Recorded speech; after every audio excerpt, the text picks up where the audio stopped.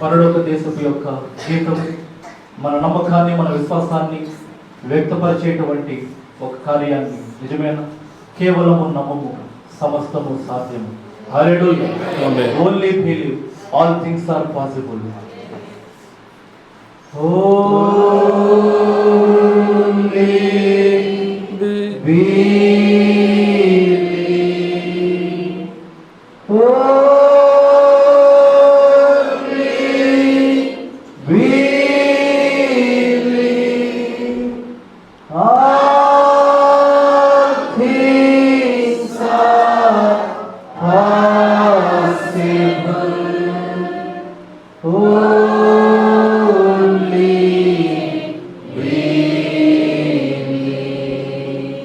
Lord, I believe. Lord, I believe. Lord, I believe. All things are possible. Lord, I believe. Jesus is here. Jesus is here. All things are possible. Jesus is here. కేవలము నమ్మము, కేవలము నమ్మము, కేవలము నమ్మము, సమస్తము సాధ్యమే. కేవలము నమ్మము. హల్లెలూయా, హల్లెలూయా. మనందరం నమ్ముచూ ఉన్నామా? మన దేవుణ్ణి విశ్వసించగలుగుతూ ఉన్నామా? హల్లెలూయా. మంచిది. దైవజనులు ఎవరైనా బయట ఉన్నట్లయితే దయచేసి మీరు లోపలికి రావాల్సిందిగా ప్రేమపూర్వకంగా ఆహ్వానం తెలుపుకుంటూ ఉన్నాం. అలాగే ముందు కూడా కొంచెం ఖాళీ స్థలం ఉన్నది, కింద కూర్చోగలిగిన వారు పురుషులు లోపలికి రావాల్సిందిగా ఆహ్వానించుకుంటూ ఉన్నాను. హల్లెలూయా. ప్రాముఖ్యమైన సమయానికి దేవుడు మనందరినీ కూడా నడిపించి ఉన్నాడు. మన యొక్క హృదయమును కేవలము దేవునిపైనే మనం ఉంచుదాం, యేసుపైనే మనం ఉంచుదాం. హల్లెలూయా. మరి దేనిని చూడవద్దు, మరి దేనిని తలంచవద్దు. కేవలం ఆయన, నిజమేనా? కేవలము ఆయన వాక్యము పైన మన హృదయములను మనం కేంద్రీకరిద్దాం. మంచిది. ఈ యొక్క దినమందు మా యొక్క ఆహ్వానాన్ని మన్నించి అందరూ కూడా అనేక చోట్ల నుంచి దైవజనులు, విశ్వాసులు ఈ యొక్క కుడికలో పొందుకోవడానికి వచ్చి ఉన్నారు. మీకందరికీ మా యొక్క హృదయపూర్వకమైన ధన్యవాదములు యేసుక్రీస్తు నామములో తెలియజేసుకుంటూ ఉన్నాను. దేవుడు మిమ్మల్ని కూడా దీవించును గాక. అదే ప్రకారం దూరప్రదేశం నుంచి పాస్టర్ సుకేష్ గారు నిజామాబాద్ ప్రాంతంలో ఆయన పరిచర్య చేస్తూ ఉన్నారు. ఈ యొక్క వర్తమానములు ఆయన మన మధ్యలోనికి రావడాన్ని బట్టి నేను ఎంతో సంతోషిస్తూ ఉన్నాను.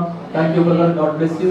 ఈ మంచి సమయంలో మన సహోదరులు ఈ యొక్క సమయాన్ని తీసుకుని దేవుని యొక్క వాక్యాన్ని మనకు పంచిపెడతారు. ఈ యొక్క సమయంలో దేవుని యొక్క వాక్యం అనేది వస్తూ ఉంటుండగా మనం ఆ వాక్యానికి స్తుతులతో నీరు పెడదాం. హల్లెలూయా. దేవుడి మనందరినీ కూడా దీవించును గాక.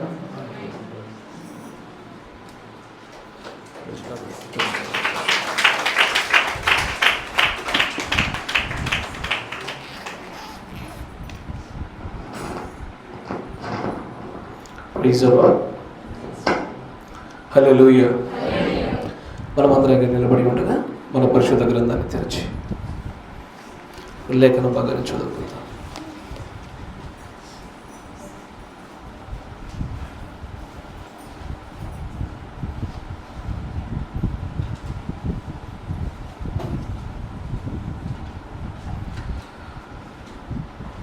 మన పరిశుద్ధ గ్రంథం నుంచి లూకా సువార్త 14వ అధ్యాయము.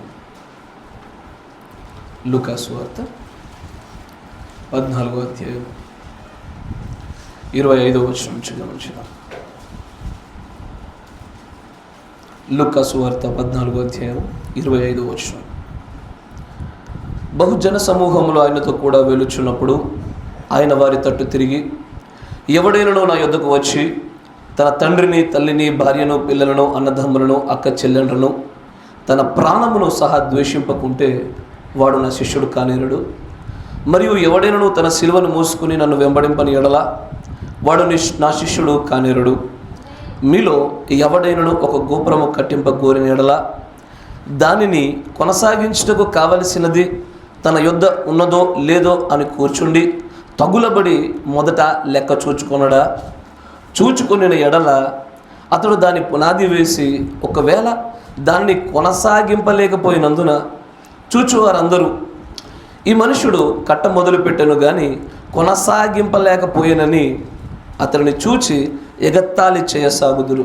మరియు ఏ రాజైనను మరి ఒక రాజుతో యుద్ధము చేయబోనప్పుడు తన మీదికి 20,000 మందితో వచ్చువానని 10,000 మందితో ఎదిరింప శక్తి తనకు కలదో లేదో అని కూర్చుండి మొదట ఆలోచింపడా? శక్తి లేని ఎడల అతడు ఇంకనూ దూరముగా ఉన్నప్పుడే రాయభారము పంపి సమాధానము చేసుకొని చూచును కదా. ఆ ప్రకారమే మీలో తనకు కలిగినదంతయు విడిచిపెట్టని వాడు నా శిష్యుడు కానేరడు.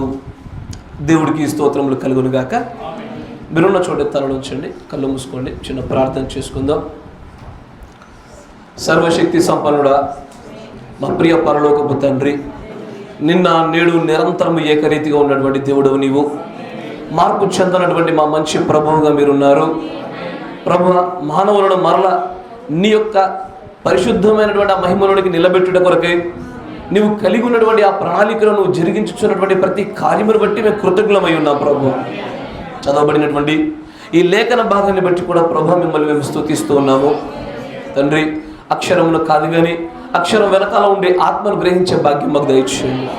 ఈ గడియ వర్తమానం కూడా మాకు మీరు దేనినైతే బయలుపరిచి ఉన్నారో దానిని పొందే శక్తిని మాకు అనుగ్రహించండి. సర్వశక్తి సంపన్నుడా, మనుషుని యొక్క ఆత్మను, మనుషుని యొక్క ప్రభావాన్ని, ప్రభు మనుష్య జ్ఞానాన్ని ప్రభు ఇక్కడి నుంచి తీసివేయండి. నాయన, ఇక్కడ కేవలం నీ పరిశుద్ధాత్మ యొక్క సంచారం మాత్రమే జరుగులగిన సహాయం దయచేయండి. కృపగల దేవ, బోధింపదగిన ఆత్మను, గ్రహింపు శక్తిని, నీ ఆత్మ యొక్క ప్రశస్తమైన సంచారమును మా మధ్యలో జరిగింపజేయమని ప్రభు అయిన యేసు క్రీస్తు నామములో ప్రార్థన చేయుచున్నాము. ఆమేన్. కూర్చోండి.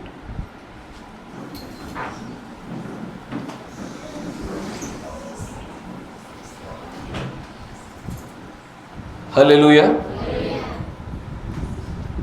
కూడి వచ్చినటువంటి దేవుని యొక్క ప్రియమైనటువంటి పిల్లలకు, దేవుని యొక్క దాసులకు, ఆహ్వానించినటువంటి సహోదరులకు కూడా మీ అందరికీ నా హృదయపూర్వకమైన వందనాలు మరియు శుభములు తెలియజేస్తా ఉన్నాను. దేవుడు మిమ్మల్ని అందరినీ దీవించును గాక. ఆయన మీ అందరికీ కూడా గ్రహింపు శక్తిని అనుగ్రహించును గాక. చాలా సంతోషము. నేను ఇక్కడికి పిలువబడడానికంటే మునిపే మీరు పాడిన కీర్తనలు వింటూ ఉన్నాను. నేను ఆత్మీయంగా చాలా కదల్చబడుతూ ఉన్నాను. నిజంగానే దేవుడు ఉండేటువంటి స్థలాలని చాలా సునాయాసంగా గుర్తుపట్టవచ్చు. ఎందుకంటే దేవుడు తన ప్రవక్త ద్వారా సెలవిస్తాడు. చిన్న భిన్నములైపోతున్న ప్రపంచంలో అనేటువంటి వర్తమానంలో ప్రతి దేశానికి ఆత్మ ఉంటుంది, ప్రతి స్థలానికి ఆత్మ ఉంటుంది, ప్రతి సంఘానికి ఆత్మ ఉంటుంది, ప్రతి వ్యక్తి పైన ఆత్మ ఉంటుంది. ఆ ఆత్మ ప్రభావాన్ని బట్టి అక్కడ క్రియలు ఆధారపడి ఉంటాయి. నిజంగానే వ్యక్తి పైన ఆత్మలు ఉంటాయా సార్? ఖచ్చితంగా ఉంటాయి. సంఘాల పైన ఉంటాయా సార్? ఖచ్చితంగా ఉంటాయి. బోధించేటువంటి వ్యక్తిలో ఉండే ఆత్మ యొక్క ప్రభావము ఆ బోధ వినే వ్యక్తులపైన ఖచ్చితంగా పడుతుంది. ఒకవేళ ఆ వ్యక్తి 5 పరిచారిక వర్గాల్లో ఏ వర్గానికి సంబంధించిన వాడో, వరాలలో ఏ వరాల చేత అతను అప్పచెప్పబడి ఉన్నాడో, ఆ వరాలలో కూడా ఎంతటి తలాంతులతో కూడుకున్నాడో దానిని బట్టే బోధకుడికి మధ్యలో వ్యత్యాసము. ఆ ఆత్మే ఖచ్చితంగా అక్కడ ఉండేటువంటి ఆ సంఘం పైన పనిచేస్తుంది. కనుక నిజంగానే మిమ్మల్ని అందరిని బట్టి కూడా, జరుగుతున్న కూటమిని బట్టి కూడా కేవలం ఇక్కడ ప్రభు యొక్క ఆత్మ మాత్రమే సంచారం జరిగించబడులాగున నేనును, నాతో కూడా నా యొక్క స్థానిక సంఘం వారు కూడా బహుదినాల నుంచి ప్రార్థన చేశారు.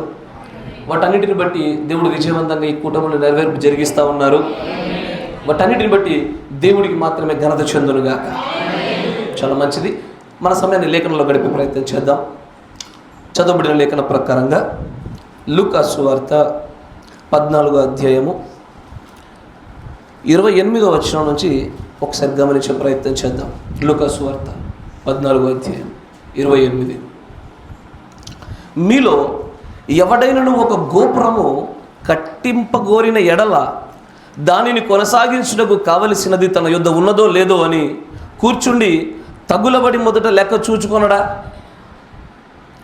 యేసు ప్రభువారు ఒక ప్రత్యేకమైన సందర్భాన్ని గురించి మాట్లాడుతూ ఉన్నారు. ఇక్కడ నేను ఒక 10 నిమిషాలు ఒక చిన్న నైపుణ్యాన్ని లేక బ్యాక్గ్రౌండ్ వేస్తాను.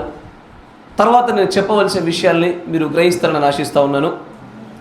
ఒక ప్రత్యేకమైన సందర్భం ఏంటంటే, ఏ మానవుడైనా సరే ఒక పనిని చేయడానికి ప్రారంభించే ముందు అది ఒక కార్యమే కానీ ఒక నిర్మాణమే కానీ ఏదైనా సరే అది చేసే ముందు అసలు ఈ కార్యము నేను చేయగలుగుతానా లేదా, నేను ప్రారంభించడము ప్రాముఖ్యం కాదు కానీ నేను దాని చివరి వరకు ముగించగలుగుతానా, నేను చేయగలుగుతానా, అది నిజంగా నా చేత సంపూర్తి చేయబడే కార్యంగా ఉన్నదా, అది నా శక్తి యొక్క పరిధిలో ఉన్నదా లేదా అని చూచుకొనే కదా అతడు ప్రారంభించాలి.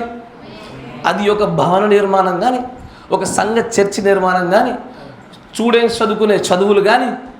ఎందుకంటే చాలామందిని చూస్తూనే ఉంటాము, చాలా ఆతృతతో చాలా కోర్సులు చేరతారు, మధ్యలో జారి బయటకు వచ్చేస్తారు. చాలా నిర్మాణాలు కడదామని చూస్తారు, మధ్యలో కట్టలేక వెనక్కి వచ్చేస్తారు.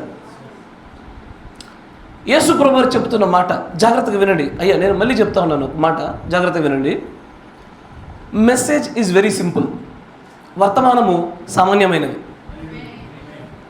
దేవుడు తన ప్రవక్తను పంపించి మర్మయుక్తమైనటువంటి సంగతులను ఆయన సామాన్యంగా బయలుపరచడానికి ఇష్టపడ్డాడు ఆయన. కానీ ఈ రోజున ఏం జరుగుతుందంటే మరలా సామాన్యమైన విషయాల్ని మర్మయుక్తంగా చేస్తున్నారు. ఎంతమంది అంగీకరిస్తున్నారు? మన దగ్గర ఒక విమోచన గ్రంథం ఉంది. మనం అందరం కూడా 7 ముద్రల పుస్తకాన్ని అని పట్టుకొని గుండెలకు హత్తుకొని మరి తీసుకుంటున్నాం. దానిలో మొట్టమొదటిగా ఒక అంశం కనబడుతూ ఉంటుంది. దేవుడు తను తాను సామాన్యతలో దాచుకొని ఉన్నాడు. ఆయన ఎక్కడైతే దాగి ఉంటాడని చెప్పుతున్నాడో ఆ సామాన్యతను వదిలి సంక్లిష్టత వైపు మళ్ళీ మర్మముల వైపు వెళ్ళిపోతూ ఉన్నారు.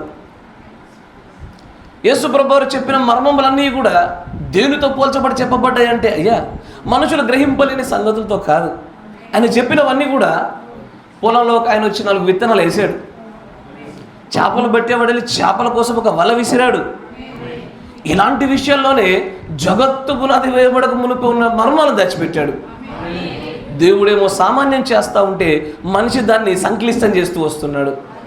ఇది కొంచెం బాధాకరమైన విషయం. కానీ సామాన్యతలోనే దేవుడు దాగి ఉంటాడు. సామాన్యమైన సంగతులలోనే గొప్ప ఆత్మీయమైన మార్పులు కలుగుతాయి. హృదయ శుద్ధులు కానీ హృదయ మార్పులు కానీ. మర్మాలు మంచివి. మర్మాలు మనం నడవలసిన త్రోవలను చూపుతాయి. మర్మాలు మనం ఏమైనా బయలుపరుస్తాయి. కానీ ఆ మర్మాల్ని మర్మాలుగానే ఉంచామనుకోండి మనకేం ఉపయోగం ఉండదు. అది సామాన్యతలోకి రావాలి, ఆచరణలోకి రావాలి. ఆమేన్. సమస్యలు ఏంటంటే ఈ రోజున వర్తమానంలో అందరికీ అన్ని మర్మాలు తెలిసిపోయాయి. ప్రతి ఒక్కరికి అయ్యా నీకు ఈ మర్మం తెలియదంటే ఫీల్ అయ్యేటట్టుగానే మొహాలు పెడతా ఉన్నారు ఈ రోజున. కాబట్టి ఈ మాట అనకూడదు, మీకు అన్నీ తెలుసు.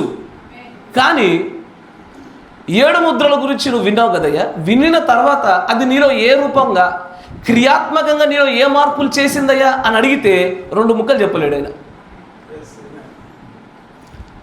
ప్రభువుని యేసుక్రీస్తు నామములో బాప్తిసం అనేటువంటి ఒక చిన్న పాంప్లెట్ని చేతికిచ్చా, నువ్వు తీసుకో, నువ్వు చదువుతావు, గ్రహిస్తావు. నీలో క్రియాత్మకమైన మార్పు ఏంటంటే అలాగున నువ్వు నడిచి బాప్తిసం తీసుకుంటావు. అది నీలో మార్పును కలిగజేసింది. 7 ముద్ర నీలో ఏ మార్పును కలిగజేసిందయ్యా అని అడిగితే స్పష్టత లేని దినాలు ఇవి. ఎందుకంటే సామాన్యతను మరల మనం సంక్లిష్టంగా చేశాం కాబట్టి. ఎక్కడైతే దేవుడు తను దాచుకొని ఉంటాడని చెప్తున్నాడో అక్కడ నుండి లేచి మరలా దేవుడు లేని చోటలోకి మళ్ళీ వెతుకుతున్నాం అక్కడ. ఇది సమస్య. అందుకే యేసు ప్రభువు చెప్తున్న విషయాలు పామరు లాంటి వారికి అర్థమయ్యాయి, కానీ బాగా చదువుకున్నటువంటి వ్యక్తులకు, తత్వవేత్తలకు అర్థం కాలే. వారి తలల మీదకి దాటిపోయినట్టు కనబడతా ఉన్నాయి. ఇక్కడ చెప్పుచున్నటువంటి ఉదాహరణ కూడా అలాంటి సామాన్యతల విషయమే. ఆయన అంటాడు, ఒక ఇల్లును కట్టేటప్పుడు, ఒక గోపురాన్ని కట్టేటప్పుడు, ఒక ప్రయత్నం చేసేటప్పుడు నీవు అసలు దీనిని నేను చేయగలుగుతానా, నా సామర్థ్యంలో ఉందా, నేను పూర్తి చేయగలుగుతానా అని చూసుకోకుండానే కనుక అతను మొదలు పెట్టేశాడు అనుకోండి, లెక్క చూసుకోలే. మొదలుపెట్టినటువంటి కొంత సమయానికి చుట్టూ ఉండే జనాలు అంటారు, అరే ఈ మనుష్యుడు మొదలు పెట్టనైతే పెట్టాడు కానీ ముగింపు చేయలేకపోయాడే అని ఎగతాళి చేస్తారు అన్నాడు. అంటే ఈ లెక్క చూచుకోకుండా అడుగులు వేయబడే ప్రతి వ్యక్తి కూడా ఎగతాళికి గురవుతాడు. ఆమేన్. తర్వాత మరొక విషయాన్ని గమనించాం. దాని తర్వాత మరొక విషయాన్ని చెప్తా ఉంటారు యేసు ప్రభు వారు. 31 వచనం చూడండి. మరియు ఏ రాజైనను మరి ఒక రాజుతో యుద్ధము చేయబోవునప్పుడు తన మీదికి 20,000 మందితో వచ్చువానని 10,000 మందితో ఎదిరింప శక్తి తనకు కలదో లేదో అని కూర్చుండి మొదట ఆలోచింపడా? ఖచ్చితంగా ఎదుటి వాడి దగ్గర ఎంత శత్రు సైన్యం ఉంది, వాడి బలం ఎంత, వాడి ఆలోచన విధానం ఎలాంటిది, నేను నా దగ్గర ఉన్నటువంటి ఈ విషయాలతో నేను వాడిని జయించగలుగుతానా లేదా అన్న అవగాహన లేకుండానే ఒకవేళ యుద్ధానికి వెళ్ళాడు అనుకోండి, ఖచ్చితంగా ఓడిపోతాడు, ప్రాణాలు కూడా పోవచ్చు, ఎగతాళి చేయబడతాడు. ఎస్ఆర్లో అది ఏ యుద్ధమైనా సరే. దేవుడు భౌతిక యుద్ధాల గురించి మాట్లాడుతూ చెప్పిన ఉదాహరణవి. నేను మిమ్మల్ని ఆత్మ సంబంధమైన యుద్ధాల్లో కూడా ఇదే విషయాలను కూడా మీకు చూపించడానికి ఇష్టపడతా ఉన్నాను. ఇక్కడ ఆత్మ సంబంధమైన విషయాల్లో కూడా అసలు ఎవడు నా శత్రువు, ఎవడికి నేను విరోధంగా యుద్ధం చేస్తా ఉన్నాను, నేను ఎవరికైతే ఈ విరోధంగా యుద్ధం చేయబోతున్నానో వాడి బలగాల గురించి నాకు అవగాహన ఉన్నదా, వాడిని ఎదిరించుటకు నాకు శక్తి ఉన్నదా, వాడి ప్రణాళిక నేను గ్రహించగలిగానా, లేదా వాడు పన్నుచున్నటువంటి ఉచ్చులో పన్నాగంలో నేను పడిపోయి పావుగా మారిపోతున్నానా, ఇది చివరికి నాకు ఎగతాళినే అప్పచెప్పేటట్టుగా ఉందా లేదా అని విచారణ చేయకుండా ఏ యుద్ధాన్ని చేయకూడదు. ఎనీ బ్యాటిల్, ఏ యుద్ధమైనను సరే. కానీ దేవుని యొక్క లేఖనాలలో మనకు ఒక ప్రత్యేకంగా మాట రాస్తారు పౌలు గారు. ఎఫెసీ రాసిన పత్రిక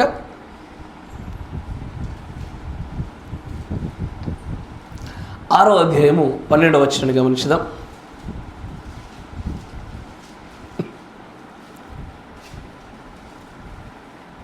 ఎఫెసీ రాసిన పత్రిక 6వ అధ్యాయం 12వ వచనం. ఏలయనగా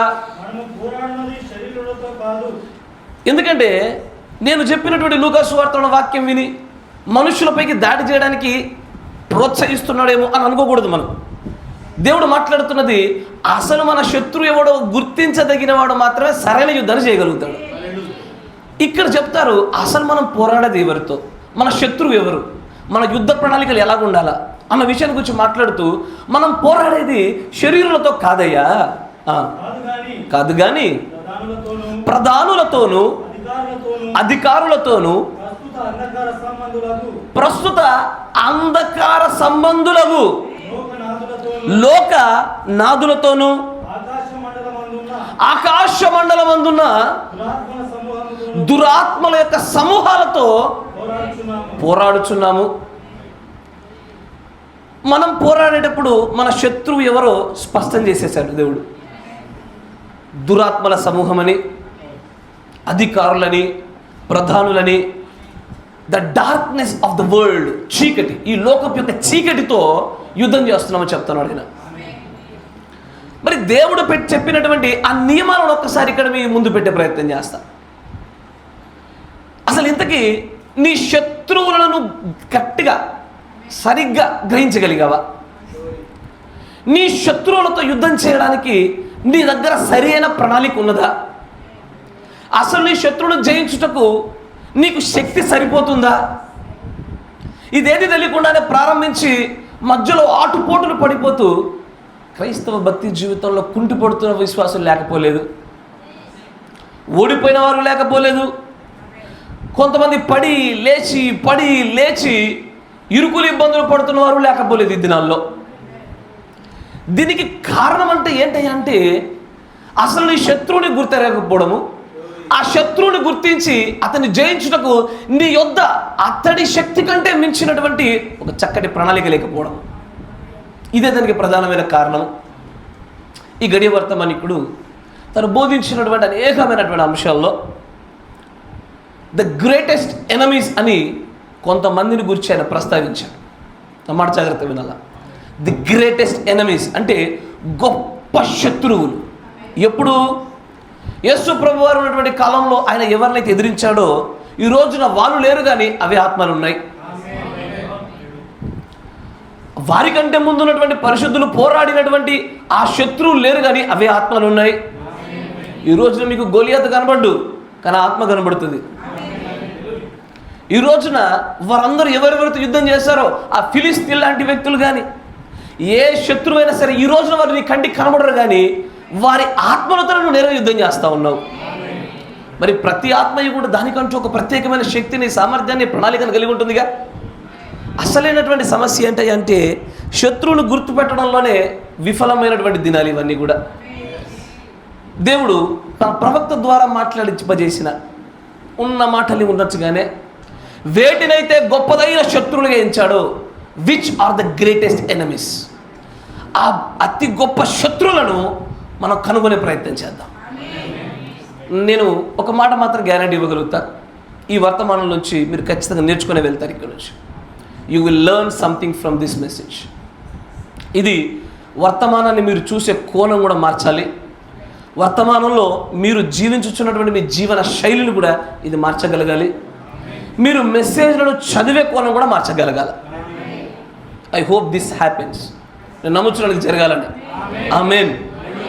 అనేకమైనటువంటి గొప్ప శత్రువులు ఉన్నారని దేవుడి ప్రవక్త చెప్తా ఉన్నాడు.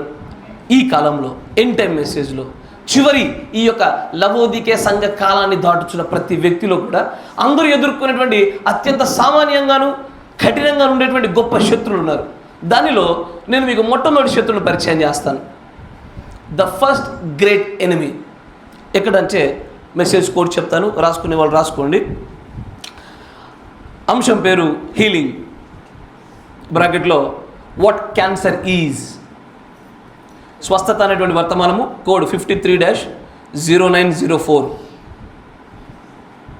53-0904. దాంట్లో 12వ పేరా చూస్తే ఇక్కడ చెప్తాడు దేవుడు తన ప్రవక్త ద్వారా మొట్టమొదటి ఏది ఈ రోజుల్లో మనుష్యులు ఎదుర్కొనేటువంటి అత్యంత గొప్పదైనటువంటి శత్రువు ఎవరా అని చెప్తూ ఆయన అంటాడు, నా ఇప్పుడు ఏ క్యాన్సర్, ఒక cancer that's second greatest enemy the world has. Cancer నేను చూపిస్తూ ఇది నేడు ప్రపంచం ఎదుర్కొనిచున్నటువంటి అత్యంత గొప్పదైన శత్రువుల్లో 2వ స్థానంలో ఉంది. ఇది ఏది? క్యాన్సర్ అనేటువంటిది. మొదటి స్థానంలో ఆరోగ్య సమస్యల గురించి మాట్లాడుతున్నాడు సార్ అయినా బ్రహ్మం గారు.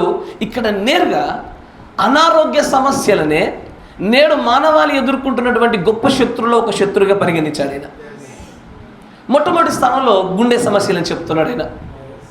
వెదర్ నువ్వు ఎంటర్ మెసేజ్ బిలీవర్ అవ్వచ్చు అవ్వకపోవచ్చు, నువ్వు విశ్వాసం అవ్వచ్చు, కాపర్ అవ్వచ్చు, డీకర్ అవ్వచ్చు, ఎవరు అవ్వచ్చు, ఆరోగ్య సమస్యలకు ఎవరు అతీతులుగా లేకుండా పోతున్నారు ఈ రోజున.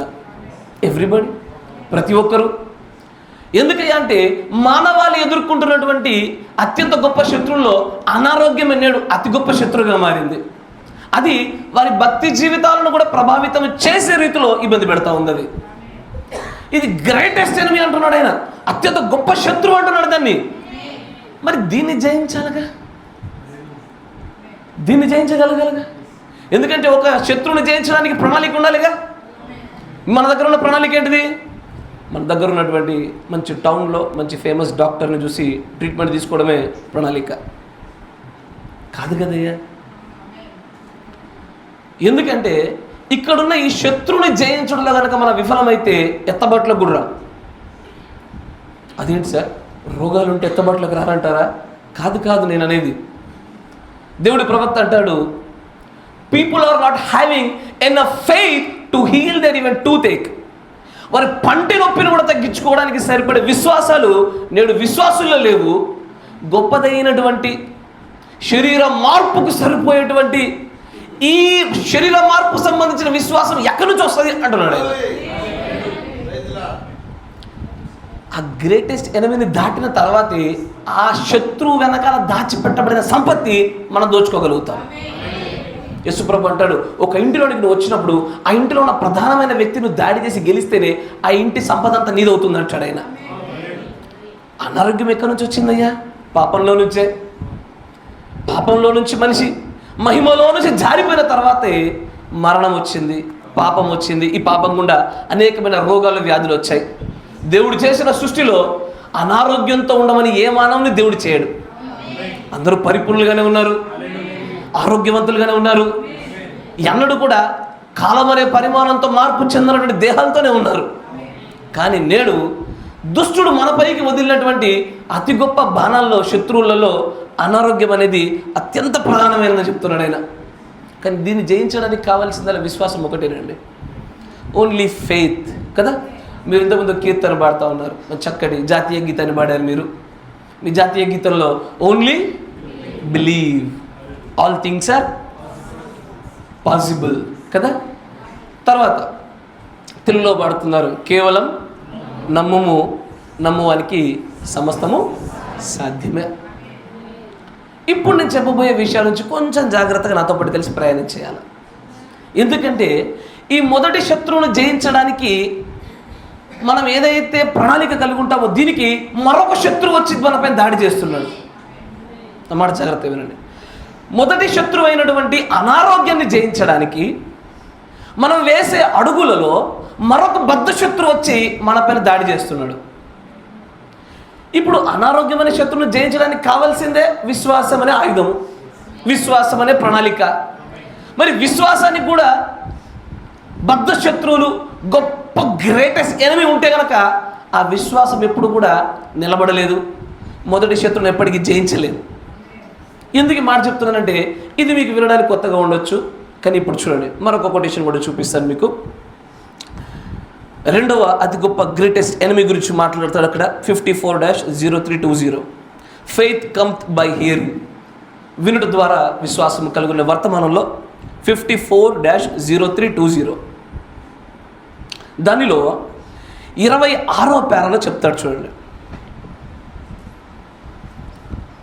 54-0320 26వ పేరా దానిలో అంటాడు, and then in the 10th chapter here we find him now dividing what faith is. ఇక్కడ దేవుడు 10వ అధ్యాయంలో విశ్వాసం అంటే ఏమిటో దాన్ని వేరు చేసి చూపిస్తున్నాడు అన్నాడు. వేరు చేయడం అంటే ఏంటి? దేని నుంచి వేరు చేస్తున్నాడు చూడండి. Faith is barely my how I like to think of faith, hope, faith and charity, those three things. ప్రేమ, విశ్వాసము, నిరీక్షణ. ప్రేమ, విశ్వాసము, నిరీక్షణ. మనకు కొరింథీ గ్రంథంలో మనం చూస్తున్నప్పుడు మనకు కనబడుతూ ఉంటుంది మూడు శ్రేష్టమైనవి. దానిలో అన్నిటికంటే మరీ శ్రేష్టమైనది ప్రేమ. ఒకటి ప్రేమ, విశ్వాసము, నిరీక్షణ. ఈ మూడింటి గురించి మాట్లాడుతున్నాడు ఆయన. మాట్లాడుతూ ఓ మాయ్, ఈ మూడు చాలా గొప్పవి, చాలా శ్రేష్టమైనవి కూడా. ఈ మూడింటిలో ప్రేమ అనేది చాలా ఉన్నతమైనటువంటిది, ఎప్పటికీ నిలిచి ఉండేది అది ఒకటే. తర్వాత అంటాడు చూడండి, and hope, what a beautiful thing hope is. Hope అంటే హోప్ వేరు, ఫెయిత్ వేరు. హోప్ నమ్మకము, నిరీక్షణ, విశ్వాసం కాదు. ఫెయిత్ అంటే విశ్వాసము, హోప్ అంటే వేరు. అన్నమాట, జాగ్రత్త వినాలి. ఇక్కడ ఎన్ టైం మెసేజ్ అయినా సరే 99.9% మంది క్రైస్తవులు పట్టుబడేది ఇక్కడే, తెలియకుండానే. నేను అంటలేదన్నమాట, బ్రహ్మం గారు అంటారన్నమాట. అని అంటాడు, ఈరోజు నా ప్రజలను మనం గమనిస్తుంటే కనుక వారు విశ్వాసంతో సంఘాలకు వస్తూ విశ్వాసంతో భక్తిని కట్టుకుంటున్నామని ఆలోచనలో ఉన్నారు. కానీ ఆయన అంటాడు హోప్ అనేది ఎంతో అద్భుతమైన విషయం, అందమైన విషయం. కానీ హోప్ అంటే నిరీక్షణ, నమ్మకము, సార్ అంతేనే కదా. కానీ ఫెయిత్ అంటేనే విశ్వాసము అని అంటాడు. ఫెయిత్ ఈజ్ బర్లీ అంటే విశ్వాసం అనేది బలమైనటువంటిది, శక్తివంతమైనటువంటిది అంటున్నాడు ఆయన. తర్వాత ఇంకొంచెం ముందుకు రండి. ఆయన అంటాడు లిటిల్ టిమిడ్ హోప్, ఓ చిన్న నమ్మకము, lovely and sweet as she is, yet అది ఎంతో అందమైనది, మధురమైనది, ఎంతో చక్కనిదైనది. ఏది? నమ్మకము, నిరీక్షణ కదా. నమ్మకము, నిరీక్షణ అందమైనది, చక్కనిది, క్రైస్తవుడు పొందుకోవాల్సింది. యట్ అంటున్నాడు ప్రవక్త. యట్ అంటే అయినప్పటికీ. ఇప్పుడు చూడండి, yet she is the greatest enemy faith has. అదేంటండి? నమ్మకం కలిగి ఉండడము, నిరీక్షణ కలిగి ఉండడము విశ్వాసానికి అతి గొప్ప శత్రువా? కొరింథీలో మాట్లాడుతూ ఆయన, మీరు మెసేజ్లో చదువుతున్నటువంటి వ్యక్తులకు నేను చెప్పే మాట తగులుతుంది. రూపాంతర కొండపైకి యేసు ప్రభుతో పాటు ఎక్కినటువంటి పేతురు, యోహాను, యాకోబులను కొరింథీ పత్రికలో ఉన్నటువంటి ప్రేమ, విశ్వాసము, నిరీక్షణతో పోలుస్తాడు ఆయన. పోల్చిన తర్వాత ఈ మూడు ముఖ్యమైనవి, అందమైనవి, కావలసినవి. కానీ విశ్వాసానికి మాత్రము నిరీక్షణ అనేటువంటిది అత్యంత భయంకరమైన శత్రువు. అట్లా ఎందుకు చెప్తున్నాడు ఆయన? కారణం ఏమై ఉండొచ్చు? ఇంతకీ ఒక్కసారి దేవుని ప్రజలారా, నా మాట ఒకసారి మిమ్మల్ని మీరు ఒకసారి పరిశీలన చేసుకోండి. ఇంతకాలం నేను చేస్తున్నటువంటి నా భక్తి జీవిత ప్రయాణము విశ్వాసంతో సాగిందా, నమ్మకంతో సాగిందా? నమ్మకానికి, విశ్వాసానికి వ్యత్యాసం చూపిస్తా. నా దగ్గరకు ఒక సహోదరుడు వచ్చాడు. బ్రదర్, నా కోసం మీరు ప్రార్థన చేయండి, నాకు అనారోగ్యంగా ఉంది. నేను ప్రార్థన చేశాను. ప్రభు అయిన యేసుక్రీస్తు నామమున సంపూర్ణ స్వస్థత కలుగును గాక. ఆ సహోదరుడు ముందుకెళ్ళిపోయాడు. ఇంటి వారు అడిగారు, ప్రార్థన చేయించుకున్నావా? చేయించుకున్నాను. ఇప్పుడు ఎలా అనిపిస్తుంది? పర్లేదు, కాస్త చూద్దాం, తగ్గిపోద్దిగా. ప్రార్థన చేశారుగా, ఇక మెల్లమెల్లగా అదే తగ్గిపోతుందిలే. ఒకవేళ తగ్గకపోతే హాస్పిటల్కి వెళ్దాం, లేదా మరొకసారి ప్రార్థన చేయించుకుందాం. నమ్మకం అనేది, నిరీక్షణ అనేటువంటిది అది పాజిటివ్ కాదంటాడు ప్రవక్త. అంటే అది అవునో కాదో, జరుగుతుందో జరగదో, ఒక మంచి విషయం పట్ల ఆసక్తి కలిగి చేసే ప్రయాణాన్ని నమ్మకము, నిరీక్షణ అంటారు. కానీ విశ్వాసంలో ఇక్కడ జరుగుతుందో లేదో, అవుతుందో అవదో, కలుగుతుందో కలగదో అన్నదు. అవుతుంది, ఇది జరుగుతుంది, సాధించడం సాధ్యమే. ఇది విశ్వాసం. శత్రు సైన్యాల్ని యుద్ధం చేయడానికంటే మునుపు కొంతమందిని వేగు చూడడానికి పంపించారు. మనందరికీ తెలిసిందే. శత్రు సైన్యాన్ని చూడగానే చాలామంది గుండెలు బెదిరిపోయి అంటారు, వారి ముందు మిడతల్లాగా ఉన్నామండి, అస్సలు గెలవలేమని కొంతమంది, గెలుస్తామో లేదని కొంతమంది. వీరందరూ కూడా ఒక వర్గమేమో నమ్మకము లేదు, విశ్వాసం లేని వర్గం అది. మరొకరేమో కేవలము నమ్మకాన్ని, నిరీక్షణను మాత్రమే కలిగిన వర్గం అది. కానీ యెహోషువ, కాలేబులు మాత్రము విశ్వాస వర్గం. వీళ్ళు అంటారు, గెలవడం అనేది తథ్యమే. కానీ ఈ మాటలు వినడానికి ఎంత చక్కగా ఉన్నాయో, బ్రహ్మం గారు బోధిస్తున్నటువంటి కాలంలో అక్కడున్న పరిస్థితుల గురించి వివరిస్తున్నాడు ఆయన. దేని విషయంలో? విశ్వాస విషయంలోను, నమ్మక విషయంలోను, నిరీక్షణ విషయంలో. ఈ రెండింటి మధ్యలో అసలు విశ్వాసులు కలిగి ఉన్నటువంటి ఆ రేషియోను చూపిస్తాడు. ఎంతమందిలో విశ్వాసం ఉంది, ఎంతమందిలో నమ్మకాలు కలిగి ఉన్నాయో ఆయన చెప్పిన రేషియో చూస్తుంటే మనల్ని మనం పరిశీలన చేసుకున్నప్పుడు మన పరిస్థితులు ఆందోళనకరంగానే ఉంటుంది. ఆయన అంటాడు, మరొక వర్తమానంలో చూపిస్తాను చూడండి. ఎక్స్పీరియన్సెస్, అనుభవాలు అనే వర్తమానము 48-0302 48-0302 72 పేరా, దాంట్లో 72వ పేరా ఉంటుంది చూడండి. ద సబ్స్టాన్స్, ఆ పదార్థము, not what you most of the people just hope.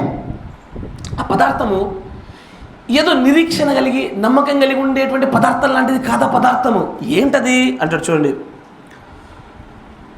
Just hope సే, అక్కడ నమ్మకం చెప్తుంది ఏమని? Oh I believe I will get well. నమ్మకములో నిరీక్షణలో విశ్వాసాలు అంటారంట ఏమని? నేను నమ్ముచున్నాను నేను బాగుపడతానేమోనని, నేను నమ్ముచున్నాను నాకు బాగైపోతుందేమోనని, నేను నమ్ముచున్నాను ఈ కార్యం పూర్తయిపోతుందేమోనని, నేను నమ్ముచున్నాను దీన్ని జయిస్తానేమోనని. ఇది నమ్మకంతో నిరీక్షణతో వస్తున్న ప్రజలు చెప్పే మాట అంటున్నాడు ఆయన. తర్వాత చూడండి అంటాడు 990 అవుట్ ఆఫ్ ఎవ్రీ 1000, 1000లో 990 మంది విశ్వాసంతో కాదు వాళ్ళ సంఘాల్లోకి దేవునిలోకి భక్తిలోకి వచ్చింది, నమ్మకంతోనే వచ్చారు వాళ్ళు. ఇది వారికి కూడా తెలియదు అంటున్నాడు ఆయన. మనం చేసే ప్రయాణాలు కావచ్చు, భక్తి కావచ్చు, రక్షణ కొనసాగింపు కావచ్చు, ఒక అన్యజనుడికి సువార్త చెప్పడం కావచ్చు, అయ్యా ఒక స్వస్థత కార్యం కావచ్చు, భక్తి కార్యం కావచ్చు, ఇది జరుగుతుందో లేదో అవుతుందో లేదో అని ఇదే ఆలోచనతో ఉంటూ వారికి మాత్రం తమకు తాము భ్రమపరుచుకొనచ్చు నేను విశ్వాసంతో ఉన్నానని చెప్పుకుంటున్నారంట. అని అంటాడు 1000లో 990 మంది నమ్మకంతోనే ఉన్నారు, నిరీక్షణతోనే ఉన్నారు. కానీ ఈ నమ్మకము ఈ నిరీక్షణ విశ్వాసానికి అత్యంత గొప్ప శత్రువు అన్నాడు ఆయన. కార్యం జరగకపోవడానికి, అసలు విశ్వాసం ఉంటేనే స్వస్థతలు మన కార్యం చూసేది, విశ్వాసం ఉంటేనే శరీర మార్పు కలిగేది. అసలు విశ్వాసం లేకుండా దేవుడికి ఇష్టలై ఉండడం అసాధ్యము. అలాంటి చోట దీనిని అంతటికీ శత్రువుగా నమ్మకము నిరీక్షణ కనబడతా ఉంది. అయ్యా మీ చదువుల విషయంలో, మీ పిల్లల వివాహాల విషయంలో, నిర్మాణాల విషయంలో, అప్పుల బాధలు పోయే విషయంలో, మీ భక్తి ఎదుగుదల విషయంలో, మీ రక్షణ కొనసాగింపు విషయంలో, మీరు ఎవరిని గురించి అయితే ఏ కార్యమైనా మొదలుపెట్టండి, ఒకసారి మిమ్మల్ని మీరు వెనక్కి తిరిగి పరిశీలించి చూసుకుంటే విశ్వాసంతో చేసిన పనుల కంటే నమ్మకంతో చేసిన పనులు 99% ఉంటాయి. బ్రదర్ ప్రయాణం చేస్తూ ఉన్నారు, ప్రమాదంగా ఉందేమో చూద్దాం బ్రదర్, దేవుడు ఎటువైపు నడిపిస్తాడు, చూద్దాం బ్రదర్ దేవుడు ఎటువైపుగా తీసుకెళ్తాడో. ఇప్పుడు మీరు ఆలోచించండి, ఈ మాట విశ్వాసంతో చెప్పిందా నిరీక్షణతో చెప్పిందా? నమ్మకంతో చెప్పిందే. God bless you. నమ్మకంతో చెప్పిందే. బ్రదర్ నువ్వు వెళ్తున్నావుగా, ప్రమాదాలు ఉంటాయేమో, బ్రదర్ నేను ఖచ్చితంగా వెళ్ళి నీకు ఫోన్ చేస్తా, ఖచ్చితంగా వెళ్ళి చూపిస్తా చూడు నీకు. ఇది ఫెయిత్. కానీ విశ్వాసానికి నిరీక్షణ ఎల్లవేళలా శత్రువుగా నిలబడిందయ్యా. దేవుని ప్రజలు ఎప్పుడు కూడా ఫెయిత్ కంటే ఎక్కువగా, విశ్వాస విషయంలో కన్నా ఎక్కువగా నిరీక్షణ విషయంలో వాళ్ళు ఎప్పుడు అల్పులుగానే ఉన్నారు. మరికొద్ది దినాలలో ఖచ్చితంగా జలములను నేను వదులుతాను, నీటితో ఈ భూమి అంతా నిండిపోద్ది అన్నప్పుడు వస్తుందంటావా? వస్తుందిలే, వస్తుంది కావచ్చు, మేము ఇప్పుడు కాకపోతే రేపైనా వస్తుంది కావచ్చు. దేవుడు వాగ్దానం చేసిన రీతిగానే వెంటనే వచ్చిందా వర్షం? రాలే. మధ్యలో కొన్ని దినాలు ఖచ్చితంగా దేవుడు ఆ నిడివిస్తాడు, ఆ వ్యవధిస్తూ ఉంటాడు. చూశాడు దేవుడు. బ్రహ్మం గారు అంటారు, చాలా చక్కగా డ్రామాటికల్గా చెప్తాడు ఆయన. దేవుడు చెప్పినటువంటి ఆ సమయానికి ఓడ సిద్ధపరచుకున్నటువంటి నోవహు అంట బయటికి వెళ్ళి చూశాడట. చూస్తూ ఉంటే ఇది కనబడట్లేదండి. అయితే ఇతడిలో మాత్రము, నా మాట జాగ్రత్త వినండి, ఇతడిలో మాత్రము విశ్వాసంతో నింపబడ్డ వ్యక్తిగా ఉన్నాడు. కానీ అక్కడ చూస్తున్న ప్రజల్లో అంటే 2 వర్గాలు చూపించాడు ఆయన. ఒకరేమో ఇతడు మూర్ఖుడు, ఇతడు చెప్పేదంత అబద్ధము, ఇతడికి మతి భ్రమించిందని నమ్మిన వారు ఒకరట. మరొకరు నిజంగానే ఇన్ని సంవత్సరాల నుంచి అన్నాడుగా, అతగాడు చెప్పే సమయం వచ్చింది, బహుశా అది జరుగుతుందేమో చూద్దాం పదండి అని దూరం నుంచి తొంగి చూస్తున్న ప్రజలు ఉన్నారంట. అంటే వీరికి తప్పు జరగదు అన్న ఆలోచన లేదు, లేదా నోవాహులాగా ఖచ్చితంగా జరుగుతుంది అవుతుంది అన్న విశ్వాసం లేదు. మధ్యలో నమ్మకంలో నిరీక్షణలో నిలబడి వ్యక్తులు వీళ్ళు. అటు నమ్మకుండా లేరు, ఇటు నమ్మిన వారిగా లేరు. మధ్యలో ఎక్కడున్నారంటే నమ్మకం చేత నిరీక్షణ చేత ఉండి చూద్దాం జరుగుతుందో జరగదు, ఒకవేళ నిజంగానే వస్తే పరిగెత్తుకుని వెళ్ళి బ్యాగు పెట్టుకుని దానిలో దూరదమని ప్రయత్నం చేసే వ్యక్తులట. కానీ దేవుడు అలాంటి వారికి అవకాశాన్ని ఇవ్వడు. శరీర మార్పులు నిరీక్షణ అనేటువంటిది ప్రారంభ దశలోనే ఉండాల. నిరీక్షణ విశ్వాస జీవితంలో ప్రారంభ దశలోనే జరగాలి. ఒకసారి నీ విశ్వాస ప్రయాణం ప్రారంభం అవ్వగానే నిరీక్షణ స్థాయిలో నుంచి నువ్వు విశ్వాస స్థాయిలోకి వెళ్ళగలగాల. విశ్వాస స్థాయి ఒక్కసారి దాటగానే నువ్వు ప్రేమ స్థాయిలోకి వెళ్ళగలగాల. ఎందుకంటే ఆ మూడింటిలో శ్రేష్టమైనది ప్రేమ కనుక. ఈ ప్రేమ ఎదుట ఏ నియమాలు కూడా నిలబడవు అని పౌలు గారు రాస్తాడు. పాప నియమమైనను, మరణ నియమమైనను, ఈ లోక నియమాలైనను, ఏ నియమమైనా సరే ప్రేమ అనే నియమం ముందు, దైవీకమైన ప్రేమ నియమం ముందు ఏది నిలబడదంటాడు ఆయన. కానీ విశ్వాసానికి నియమాలు ఉన్నాయండి, నిరీక్షణకు నియమాలు ఉన్నాయండి, కానీ ప్రేమ ముందు మాత్రము ఏ నియమము నిలబడదంటాడు. అందుకే ఈ లోకంలో ఒక సామెత ఉంటుంది తెలుసా, everything is fair in love. ప్రేమలో అన్నీ అంగీకరించబడేవే, అన్నీ కూడా సరి అయినవే. అయితే ఇంతకీ మనం నిలబడిన స్థానం ఎక్కడయ్యా? ఇంతకీ మన శత్రువుని గుర్తించగలిగామా? అనారోగ్యమైన శత్రువుని చాలాసార్లు గుర్తించాం, ఎందుకంటే వాడు నొప్పి పెడతా ఉన్నాడు కాబట్టి, బాధ కలుగజేస్తూ ఉన్నాడు కాబట్టి, వాడు మనకు వైద్య రూపంలో డబ్బులు ఖర్చు చేయిస్తున్నాడు కాబట్టి ఆ శత్రువునితో పట్టుకోగలిగాం. కానీ అయ్యా నిరీక్షణ నమ్మకమైన శత్రువుని పట్టుకోలేకపోతున్నారు. అసలు చాలామంది అంటాడు అక్కడ 1000 మందిలో 990 మంది అసలు వారి శత్రువు నిరీక్షణ నమ్మకం వారికే తెలియదు అన్నాడు ఆయన. తెలియట్లేదు ఇది టు ద మెనీ పీపుల్, అంటే like చాలా మంది ప్రజలకు తెలియడంలా. వీఆర్ వాకింగ్ బై ఫెయిత్ కదా, మనం విశ్వాసం చేత నడిపించబడుతున్న ప్రజలం, కానీ అయ్యా నమ్మకాలతో నడిపించబడట్లే. కానీ వాడుక భాషలో మాట్లాడుతుండగా అయ్యా దేవుణ్ణి నమ్ముకో అని చెప్తాం మనం, వాడుక భాషలో, అందరితో సంభాషించే భాషలో. ఎందుకంటే బ్రహ్మం గారు కూడా చాలా చోట్ల ఆయన పాటల్లో కూడా హోప్ అనే పేరు ఉంటుంది, వాళ్ళ కుటుంబంలోనే హోప్ ఉంది. ఎస్ సార్, అంతేనా కదా? ఇది కూడా గమనించాలి. ఎందుకంటే ఇటు వర్గం రెడీగా ఉంటుంది, ఇటు ఏది మాట్లాడినా వాడు చల్లడానికి, దాన్ని కవర్ చేయాలా. Yes sir. అయితే ఇక్కడ హోప్ అనేటువంటి ఈ పదాన్ని తప్పుగా తీసుకోవట్లేదైనా, కానీ విశ్వాస యొక్క ఆత్మీయమైన వృద్ధి విషయంలోకి వచ్చేసరికి మాత్రము హోప్ను దాటి ఫెయిత్కి వచ్చేసే అంటున్నాడు ఆయన. హోప్ తప్పవుతుందా? ఓ చిన్నపిల్లడు ఉన్నాడయ్యా, చిన్న వయసు 6, 7, 8 నెలలు. వాడు ఈ భూమి మీద ఏం చేస్తాడు? అతడు పాకుతూ ఉంటాడు కదా. వాడు పాకుతుంటే రే పాకకూడదు అట్లా, లే తప్పది అంటామా? కానీ ఒక 25 సంవత్సరాల మంచి యవనస్తుడు పాకుతున్నాడు. 25 సంవత్సరాలే మంచి యవనస్తుడు భూమి మీద నేల మీద పాకుతున్నాడు. ఇప్పుడు అతను చూసి ఏమంటావు? కంగ్రాచులేషన్స్ బ్రదర్, చాలా బాగా పాకేమంటావా? ఏమంటావయ్యా? రే లే నీ వయసు తగ్గట్టు ప్రవర్తించు అంటారు. దేవుడు కూడా విశ్వాసులు అదే చెప్తున్నాడు ఈ బ్రహ్మం గారి ద్వారా. మీరు విశ్వాసంలో ప్రారంభ దశలు ఉంటే పాకండి, నమ్మకం కలిగి ఉండండి, నిరీక్షణ కలిగి ఉండండి. మీరు ఎదిగిన వారు కాలమును బట్టి చూస్తే మీలో అనేకులు బోధకులు కావాలి ఈ పాటికి. కానీ ఇంకా ఎన్ని సంవత్సరాల తర్వాత పాలతోనే పెంచబడుతూ ఇంకా పాకుతూనే ఉంటూ నిరీక్షణ నమ్మకాలేనా?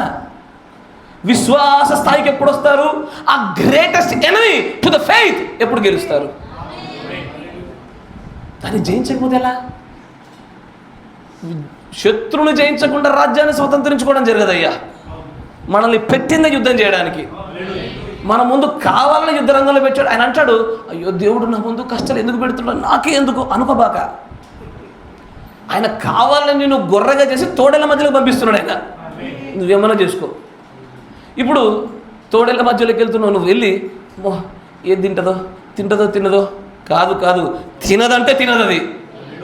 ఇది విశ్వాసం అని అంటాడు. మొదటి శత్రువైన అనారోగ్యాన్ని జయించడానికి విశ్వాసం కావాలి.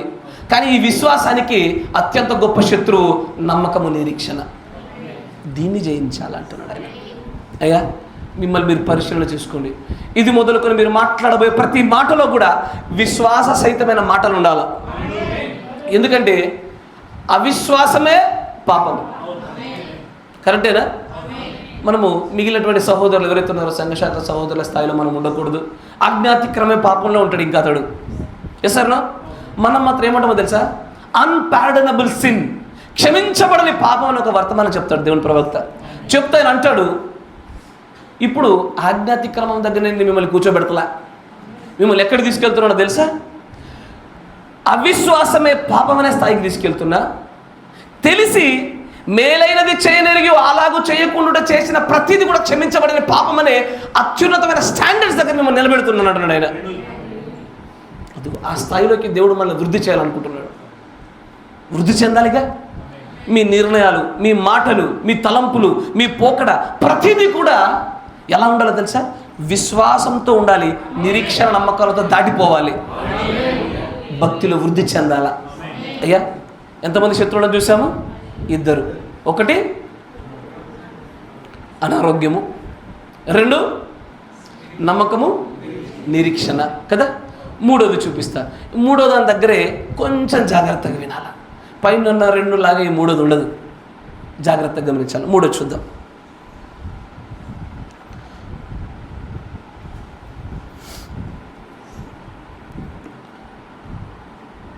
(65-1206)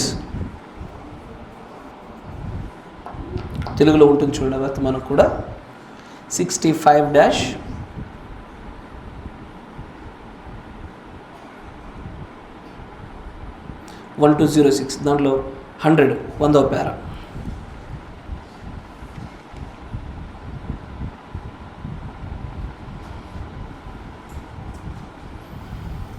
క్షమించాలి, 58-0110 క్షమించండి, 58-0110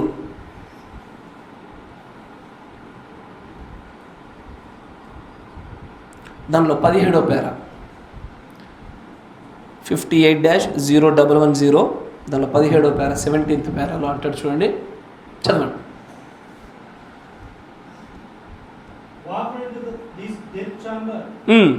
Where nothing but the end of time would reveal the end, but the beginning and the end was standing there, and he took her by the hand and said, "Maid, rise up."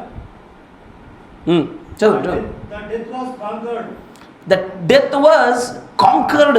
అక్కడ మరణము జయించబడింది. తర్వాత and she rose to her feet, ఆమె తన పాదాలపైన ఆ స్త్రీ కుమార్తె నిలబడింది.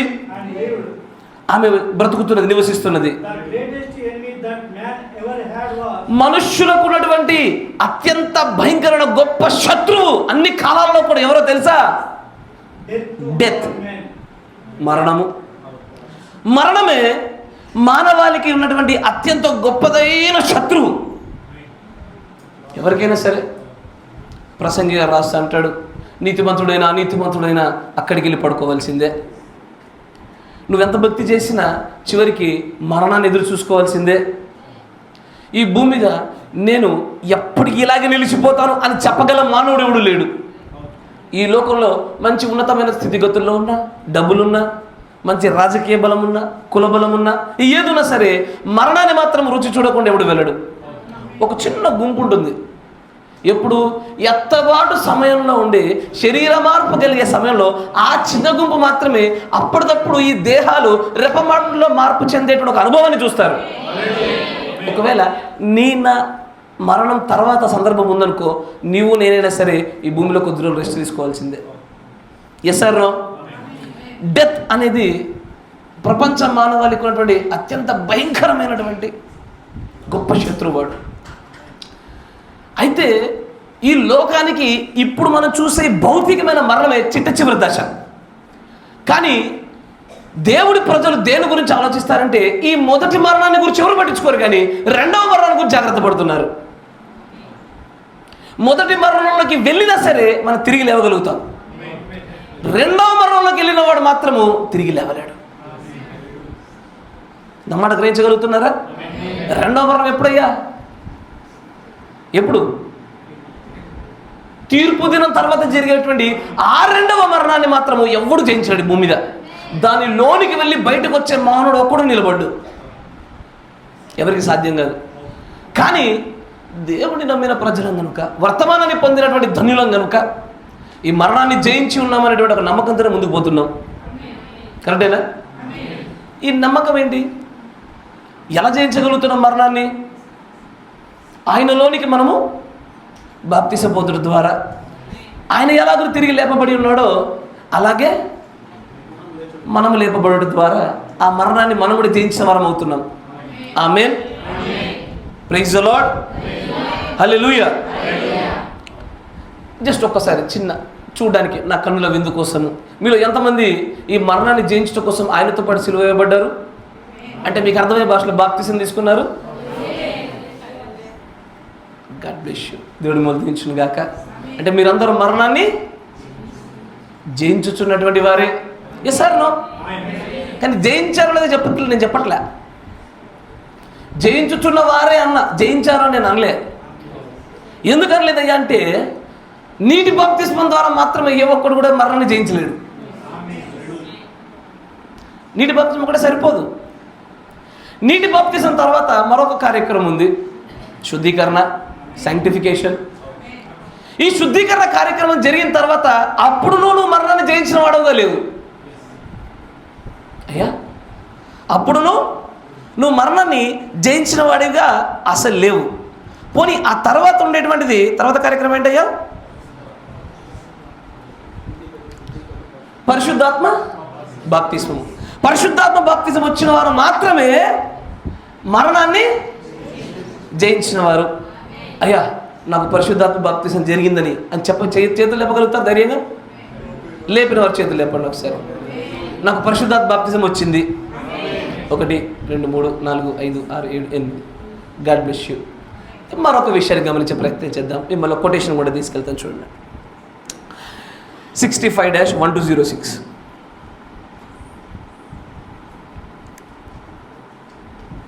65-1206. ప్రవచనం ద్వారా స్పష్టపరచబడిన నవీన సంగతులు అనుకుంటాను తెలుగులో. దానిలో 100వ పేర చూడండి, జాగ్రత్తగా గమనించండి. ఈ రోజున మన ప్రజలను కనుగొంటున్నాము. ఈ రోజున చాలా మంది ప్రజలు దీన్ని నమ్మరు. దేన్ని? ఇప్పుడు చెప్పబోయే విషయాన్ని. ఆత్మచేత నింపబడ్డాము అని చెప్పుకొచ్చిన ప్రజలు కూడా దీన్ని నమ్మరు. దేన్నయ్యా? తర్వాత చూడండి. ఇప్పుడు నేను నీకు ఒకటి ఇవ్వబోతున్నాను, అది మీ గొంతులో అడ్డం పడేదిగా ఉంటుంది అంటున్నాడు ఆయన. ఇది మింగడానికి అంత ఈజీగా సులభంగా ఉండదు, చేతులు ఎత్తినంతగా సునాయాసంగా ఉండదు. ఇది ఏంటది చూద్దాం.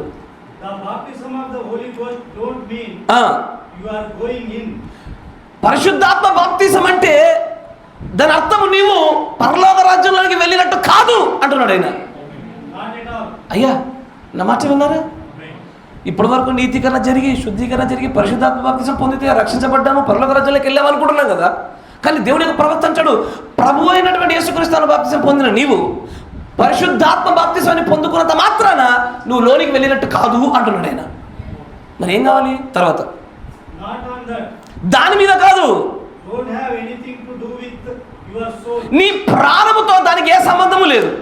అంటే మనిషి 4 భాగాలుగా చేయబడ్డాడు.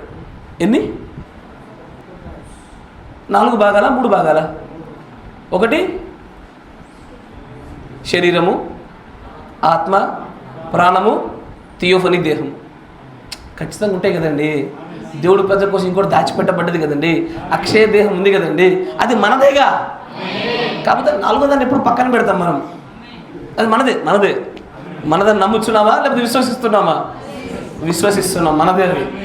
అయితే దేవుడి యొక్క ప్రవక్త అంటాడు, అయ్యా పరిశుద్ధాత్మ బాప్తిసం నాకు వచ్చింది అంటున్నావు చూడు. ఎందుకంటే ఆయన ఉన్నటువంటి ఆ కాలంలోనే అప్పటి నుంచి సాగుతున్న తంతిదే.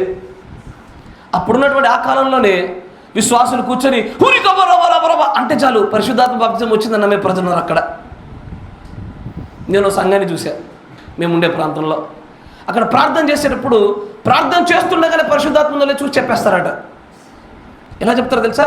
ఇప్పుడు మీరు మేము ఎలా ప్రార్థన చేస్తాము? ఓపిక లేని వారు ఇలా, ఓపిక ఉన్నవారు ఇలా, అంతేనా? అక్కడ సంఘంలో ఇగో ఇలా చేతులు ఊపి చేస్తేనే పరిశుద్ధాత్మ బాప్తిసం ఉన్నట్టట. ఆత్మ ఉంది బ్రదర్, అందుకే ఆపుకోలేకపోతున్నాడు. వారి నమ్మకాలు అంటే జనులకు పరిశుద్ధాత్మ అనేటువంటిది ఎంతో సున్నితమైనటువంటి విషయాన్ని సులభంగా పట్టేసుకున్నామని ఆ భ్రమలో ఉంటున్నారు. వచ్చేసింది అనుకుంటున్నారు.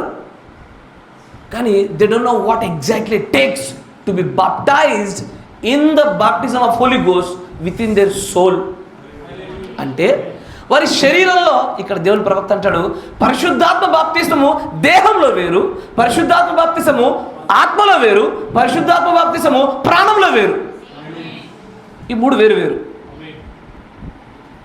తర్వాత సరే మీరు చదువుతున్న కొద్ది మీకు అర్థమవుతుంది. ముందుకు రండి. ఏది? నీ పరిశుద్ధాత్మలో జరిగేది నిజమైన బాప్తిసము. చూడండి, ఈ లోపల ప్రాణం ఉన్నది, దానిలో అది దేవుని యొద్ద నుంచి రావాలి. దాని బయట ఏది? లోపల ఉండే ప్రాణం యొక్క బయట నీకు 5 జ్ఞానేంద్రియాలు ఉంటాయి. ఎస్ అన్నా? తర్వాత 5 అవుట్లెట్స్, అంటే ఆ జ్ఞానేంద్రియాలకు సంబంధించిన 5 మార్గాలు ఉంటాయి. అది నీ యొక్క భౌతికమైన ఈ భూలోక గుడారం కాదా? దాని లోపల అప్పుడు ఒక ఆత్మ ఉంటుంది. చూసారా? బయటనేమో 5 జ్ఞానేంద్రియాల దేహం ఉంది, దాని లోపలనేమో 5 అవుట్లెట్స్ ఉండేటువంటి ఆత్మ ఉంటుంది, దాని లోపల ప్రాణం ఉంటుంది. కరెక్టేనా? ఎస్. తర్వాత దానిలో ఆత్మలో 5 మార్గాలు ఉంటాయి. జ్ఞాపకము, హేతుబుద్ధి, ఇట్లా 5 ఉంటాయి కదా. చల్, తర్వాత యువర్ కాన్షియన్స్, లవ్, ఆ 5 అవుట్లెట్లను గురించి వివరించే ప్రయత్నం చేస్తున్నాడు ప్రవక్త గారు. తర్వాత ఆ ఆత్మకి 5 మార్గాలు ఉన్నాయి. జ్ఞాపకం ఉంచుకోండి, నీవు ఆ ఆత్మలో, నీ శరీరంలో ఉన్నటువంటి నీ ఆత్మలో జెన్యూన్, నిజాయితీగా, నాణ్యమైనటువంటి సరి అయిన పరిశుద్ధాత్మ బాప్తిస్మాన్ని నువ్వు పొందుకున్నప్పటికీ కూడా అయినప్పటికీ నువ్వు తప్పిపోవచ్చు. ఖచ్చితంగా. అందరూ ఏమనుకుంటారంటే పరిపూర్ణమైన స్వరూపాన్ని ఒకటి చూస్తారు. ఇట్లాగా నీ విశ్వాసము, నీతికరణ జరిగిపోయింది, మాలో నీటి బాప్తిజం వచ్చేసింది, గాడ్ బ్లెస్ దెమ్. ఈ సద్గుణం మొదలుకొని సహోదరి ప్రేమ వరకు శుద్ధీకరణ జరిగేసింది, పాత స్వభావాలు పోయాయి, దైవుని యొక్క పరిపూర్ణమైన స్వభావాలు మొత్తం లోపలికి వచ్చేసాయి, పరిశుద్ధాత్మ బాప్తిజం వచ్చేసింది. బ్రదర్, గాడ్ బ్లెస్ దెమ్, మన పరలోక రాజ్యానికి వెళ్ళిపోయినట్టు అనుకుంటున్నారు. కానీ దేవుని ప్రవక్త అంటాడు, ఈ పరిశుద్ధాత్మ బాప్తిసము నీ దేహంలో వచ్చినా నువ్వు రాజ్యంలోకి రావు, నీకు ఆత్మలో వచ్చినా నువ్వు రాజ్యంలోకి రావు, అది ప్రాణంలో రావాలంటున్నాడు ఆయన. నీకు ప్రాణంలో పరిశుద్ధాత్మ బాప్తిసం వచ్చిందో లేదో, ఆత్మలో వచ్చిందో లేదో, దేహంలో వచ్చిందో లేదో కనుగొనడానికే నన్ను నమ్మండి అయ్యా, చాలా ప్రత్యక్షత కావాలి. It takes a tremendous revolution. గొప్పదైన ప్రత్యక్షత కావాలి. అది చాలా పెద్ద విషయం. అందరూ దేహంలో రాగానే వచ్చేసింది అనుకుంటున్నారు. దేహంలో పరిశుద్ధాత్మ బాప్తిసం వస్తే ఏమొస్తుంది తెలుసా మీకు? నేను నార్మల్గా సింపుల్గా పైన ఒక 2 అవుట్లైన్స్ చెప్పేస్తాను, ఎందుకంటే అది సెపరేట్ వర్తమానం అవుతుంది. దేహంలో నీకు పరిశుద్ధాత్మ బాప్తిసం వస్తే ఈ దేహంతో నువ్వు ఏ పాప సంబంధమైన కార్యాన్ని చేయవు, ముగిచ్చేస్తావు. ఒకసారి ఆత్మలో, అయ్యా ఆత్మ, దేహం లోపల ఉండే ఆత్మ, దేనికైతే 5 సెన్సెస్ ఉంటాయి, 5 అవుట్లెట్స్ ఉంటాయని చూసారా, దానిలో కనుక పరిశుద్ధాత్మ బాప్తిసం వస్తే అవన్నీ కూడా దైవ సంబంధమైన కార్యముల చుట్టే తిరుగునటువంటి ఆ 5 అవుట్లెట్స్ పనిచేస్తాయి. కానీ ప్రాణంలోకి వెళ్ళేసరికి అక్కడ పరిశుద్ధాత్మ బాప్తిసం రావాలా. ప్రాణంలో 2 ఉంటాయి, విశ్వాసం, అవిశ్వాసం. There are only 2 things. నల్ల కుక్క, తెల్ల కుక్క అంటాడు ప్రవక్త గారు. Yes or no? Which dog you are feeding? ఏ కుక్కకు నువ్వు ఆహారం పెడుతున్నావు అంటాడు. అయ్యా, ఇక దానిలో జరగాల పరిశుద్ధాత్మ బాప్తిసము. ప్రాణంలో పరిశుద్ధాత్మ బాప్తిసం జరిగిన తర్వాత అవిశ్వాస సంబంధమైన ఆలోచన, తలంపు, క్రియ, మాట, చూపు, నడక నీ జీవితంలో రాదు. వచ్చిందా? కలుగుతుందా? ఇంకా నీకు ఇంకా ప్రాణంలో రాలేదు పరిశుద్ధాత్మ బాప్తిసం. అందుకే అంటాడైనా, this may choke you up. నిన్ను మెడ దగ్గర అడ్డం పడేది ఇది ఉండవచ్చేమో అంటాడైనా. చాలామందికి అడ్డం పడేదే, భయాన్ని కలిగించేదే. పరిశుద్ధాత్మ చేత నింపబడ్డామని నమ్ముతున్నారు, గాడ్ బ్లెస్ దెమ్. వారి నమ్మకాలని తప్పు చెప్పను, తప్పు పట్టడం లేదు. కానీ it is a time to realize where you have to be baptized. ఎక్కడ నిజమైన పరిశుద్ధాత్మ బాప్తిసం జరగాల? దేహంలో జరిగినంత మాత్రం రాజ్యంలోకి రావయ్యా, ఆత్మలో జరిగినంత మాత్రం రావయ్యా. దేహంలో జరిగిన వారు ఖచ్చితంగా దేవుని కార్యాలు చేయొచ్చేమో, ఆత్మలో జరిగిన వారు గొప్ప గొప్ప అనర్ఘమైన వర్తమానాలు చెప్పొచ్చేమో. ప్రాణంలో ఉందా? I have seen many pastors, చాలామంది కాపుర్లను చూశాను నేను. ఏ వర్గానికి చెందకుండానే చూశాను నేను. కానీ ఎంత అద్భుతమైన వర్తమానం చెప్తున్నారో వాళ్ళ ఆత్మలో ఆ పరిశుద్ధత లేదు, వాళ్ళ క్రియలో పరిశుద్ధత లేదు. I'm not judging them, I'm just assessing. వారికి తీర్పు తీర్చడం కొరకు అది మాట చెప్తున్నది. వారిని సరిగ్గా అంచనా వేయడం. ఎందుకంటే లోకంలోనికి బయలు వెళ్ళి అనేకమైన ఆత్మల్ని పరిశీలించి చూడు అని చెప్పిన మాట కూడా చూస్తే they are not baptized in their soul. They may be baptized in their spirit, they may be baptized in the flesh. దేహంలో వచ్చాము కానీ ప్రాణంలో కాలేదయ్యా. ప్రాణంలో బాప్తిసం పొందిన వ్యక్తి ఎవరైతే ఉంటారో చూసారా, బైబిల్లో ఒక లేఖనం రాయబడుతుంది. ఇది ప్రాణములో బాప్తిసము, పరిశుద్ధాత్మ బాప్తిసం పొందిన వ్యక్తి కోసం మాత్రమే రాయబడ్డ ఒకే ఒక్క లేఖనం ఉంటుంది. ఏంటో తెలుసా? దేవుని మూలంగా పుట్టిన వాడికి పాపము చేయడు. పాపం జరగదు. ఇక అయ్యో సడన్గా జరిగిందా? మేబీ నీ పరిశుద్ధాత్మ బాప్తిసం జరిగిందని నమ్ముచున్న నీ స్థలాన్ని ఒకసారి పరిశీలన చేసుకోవాలి. You have to examine that. దేవుడి యొక్క పరిశుద్ధ గ్రంథంలో ఆ పరిశుద్ధాత్మ బాప్తిసము ప్రాణంలో జరిగిన వారి కోసము ప్రత్యేకంగా ఎక్స్క్లూసివ్లీ నియమించినటువంటి లేఖనం అదొకటే. ఎప్పటికీ పాపం చేయడు బ్రదర్, చేయడు. చేయడం రాదేనకి. నువ్వు వెళ్ళి ప్రేరేపించినా, మభ్యపెట్టినా, భ్రమ పెట్టినా, కోపగించినా, ఏది చేసినా రాదది అక్కడికి వెళ్ళి. అయితే ప్రాణాన్ని పోగొట్టుకుంటాడేమో కానీ పరిస్థితులకు అనుగుణంగా అతను ఎప్పుడు కూడా ప్రతిస్పందించాడు. Praise the lord. అందుకే ఆయన అంటాడు పరిశుద్ధాత్మ బాప్తిసం అనేటువంటి జరగాల్సింది అయ్యా దేహంలో కాదు, ఆత్మలో కాదు, ప్రాణంలో జరగాల. It has to be inside your soul. ఆమేన్. ఎందుకంటే మనకు తెలుసు ఏమని, ఈ దేహము మన్నైపోతుంది, మన్ను కాబట్టి. ఈ ఆత్మ అది దయచేసిన వాని దగ్గరికి వెళ్ళిపోతుంది. ఎప్పటికీ నాశనంగా కూడా నిలిచి ఉండేది సోల్ ఒక్కటే, ప్రాణం ఒక్కటే. ఎసార్నో ఇగో దానిలో జరగాల. దేహంలో జరిగింది మన్నుకి పొద్దిగా, ఆత్మలో జరిగింది దయచేసిన మన దగ్గరికి వెళ్ళిపోద్దిగా. ప్రాణంలో జరగాలి, నిత్యం నిలిచి ఉండేది ప్రాణం కాబట్టి. ఆమేన్. హల్లెలూయా. మరొక విషయాన్ని చూపిస్తా దాంట్లోనే, ఆ పరిశుద్ధాత్మ భక్తికి సంబంధించిన దాంట్లోనే మరొక వర్తమానం చూపిద్దాం. లీడర్షిప్, నాయకత్వం అనే వర్తమానంలో 65-1207. ఇక ఆనందిస్తున్నారా? అలసిపోయారా? దీన్ని కూడా అల్లెలుయ్యనా? లేదు, అలసిపోయారన్నప్పుడు ఏం చెప్పొద్దు మీరు. గమనించండి. 65-1207 లీడర్షిప్. దాంట్లో 162 పేర, 162 పేరు చూడండి. 162. The choice of your conduct, నీ ప్రవర్తన యొక్క ఆ అవకాశం, నిర్ణయము. దానిని నువ్వు ఇక్కడ కలపలేవు. అయితే గీతే నువ్వు దేవుడి వైపు నిలబడాలి, లేదా దేవుడికి విరోధంగా నిలబడాలి. అంతే కదయ్యా. అయితే వెచ్చగానే ఉండాలి, చల్లగానే ఉండాలి. మధ్యలో ఉంటే ఉమ్ము వేయబడతాం కదా. అయితే దేవుడి ప్రజలుగా ఉండు, లేదా దేవుడికి విరోధంగా ఉండు, మధ్యలో ఉండబాక అంటున్నాడు. తర్వాత చూడండి.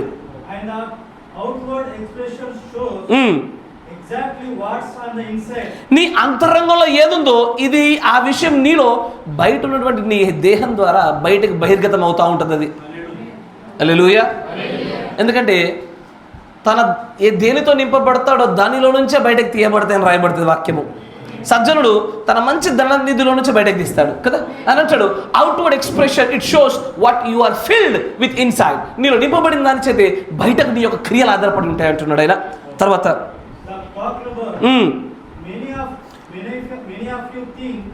అయ్యా ఆయన చెప్పింది చెప్తున్నాను, ఎవరిని తీర్పు తెచ్చట్లా. ఆయన అంటాడు మెనీ ఆఫ్ యూ థింక్, మీలో చాలా మంది ఆలోచిస్తున్నారు ఏమని, నాకు పరిశుద్ధాత్మ బాప్తిసం వచ్చేసింది, నేను పరలోక రాజ్యానికి వెళ్ళిపోతున్నాను. అయ్యా అది నువ్వు పరలోక రాజ్యానికి వెళ్తున్నట్టుగా ఏమాత్రం నేను చేయట్లేదు. అది నో సార్, అయ్యా అది కాదయ్యా.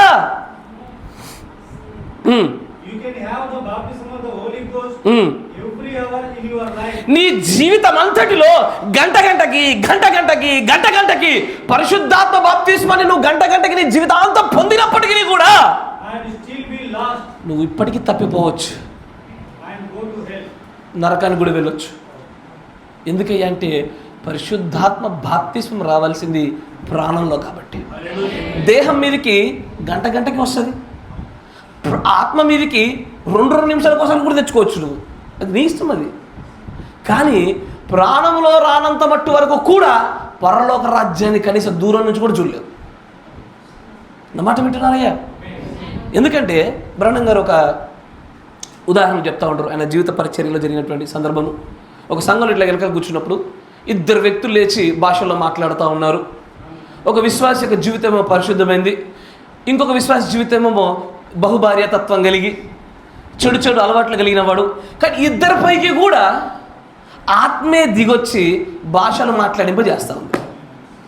ఇద్దరిలో కూడా ఇద్దరిపైకి దిగొచ్చింది జెన్యూన్ హోలీ స్పిరిటే, ఇద్దరిపైకి వచ్చిన పరిశుద్ధాత్మయే, నిజమైనదే. కానీ మంచివారిపైన దిగింది, చెడ్డవారిపైన దిగింది. ప్రభు, అది నాకు అర్థం కాలేదు నాయన, నేనేం చేయాలి ప్రభు అని ఆయన ఆలోచిస్తూ ప్రార్థన చేస్తుండగా దేవుడు పరిశుద్ధ గ్రంథంలో ఒక లేఖనాన్ని చూపించాడు. ఆయన మంచివారిపైన, నీతిమంతులపైన, అనీతిమంతులపైన సూర్యుని ఉదయింపజేస్తున్నాడు కదా. వర్షము ఇటు గోధుమలపైన, గురుగుపైన, రెండింటిపైన పడుతుంది కదా.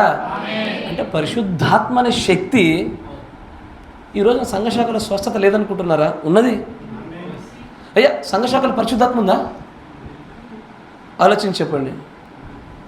సంఘశాఖలో పరిశుద్ధాత్మ ఉందా? ఉందయ్యా. కానీ అది ఏ స్థాయిలో ఉన్నది అసలైన ప్రశ్న. ఎందుకంటే దేవుడు లేఖనం ఏం చెబుతుందంటే, దేవుడి ఆత్మ లేకుండా ఏ ఒక్కడు కూడా యేసుని క్రీస్తుని ప్రభువుని ఒప్పుకోలేడు అన్నది. సంఘశాఖ వాళ్ళు యేసుని క్రీస్తుని ప్రభువుని ఒప్పుకున్నారా? ఒప్పుకున్నారు, absolutely. They had been blessed with holy ghost. కానీ అది వారి దేహాల వరకే వచ్చి కూర్చున్నది, వారి ఆత్మలోకి రాలేదు, వారి ప్రాణంలోకి రాలేదు. నేను మీ అందరికీ శుభవార్త చెప్తా. అయ్యా, ప్రాణంలోకి పరిశుద్ధాత్మ బాధ్యత ఎలా తెచ్చుకోవాలయ్యా? ఎందుకంటే ఈ విషయం తెలియాలిగా. తెచ్చుకోండి తెచ్చుకోండి అని చెప్పేవారు కాదు, ఎలా తెచ్చుకోవాలో చెప్పేవారు కావాలి. ఎలా తెచ్చుకోగలుగుతావే చెప్పనయ్యా? దానికోసం దేవుడు ఒక చక్కటి ప్రణాళిక కలిగించి 1200 వర్తమానాలు ఇచ్చాడు ఆయన. ఈ వర్తమానమై జీవించుటయే ప్రాణంలో పరిశుద్ధాత్మ బాప్తిసం పొందుకొనుట. The message of the hour is a baptism of Holi Ghost. గడియ వర్తమానమే పరిశుద్ధాత్మ బాప్తిస్మం. దీనిని దేహంతోనూ, ఆత్మతోనూ, ప్రాణముతోనూ ఎప్పుడైతే వర్తమానమై జీవించడం మొదలు పెడతావో అయ్యా, అప్పుడు ప్రాణంలోనికి నీకు పరిశుద్ధాత్మ బాప్తిసం జరిగేది. అప్పుడు ధైర్యంగా చెప్పు, నాకు పరిశుద్ధాత్మ వచ్చిందయ్యా అని. బ్రహ్మం గారు కొంతమంది డీకన్స్ని ప్రతిష్ఠించేటువంటి పనిలో ఉన్నాడు. అప్పుడైనా మాట అన్నాడు ఆయన, నాతో పాటు వీరికి ప్రార్థన చేయడానికి కొంతమంది సహోదరులు రండి అని అనలే. పరిశుద్ధాత్మ బాప్తిసం పొందుకోవాలి కొంతమంది రండి అన్నాడు. కొంతమంది వచ్చారట. అయితే నాకు ఆశ్చర్యం కలిగింది. ఇదే విషయం నా సంఘంలో జరిగితే ఎంతమంది వస్తారా అనిపించింది నాకు. వస్తే ప్రశ్న అడుగుతాడేమో, రాకపోతే పరిశుద్ధాత్మ లేకుండా ఎట్ట నరకంలో పడతావునైనా అంటాడేమో. లేవాలా వద్దా, కదలాలా వద్దా, అన్ని సంఘంలో ఇదే బాధ. ఎసార్నో నేను నీకు ఇచ్చే సలహా ఒకటే సహోదరుడిగా, మేబీ ఇప్పటివరకు నువ్వు పరిశుద్ధాత్మ బాప్తిసం నేటి వరకు పొందుకోకపోయి ఉండొచ్చు.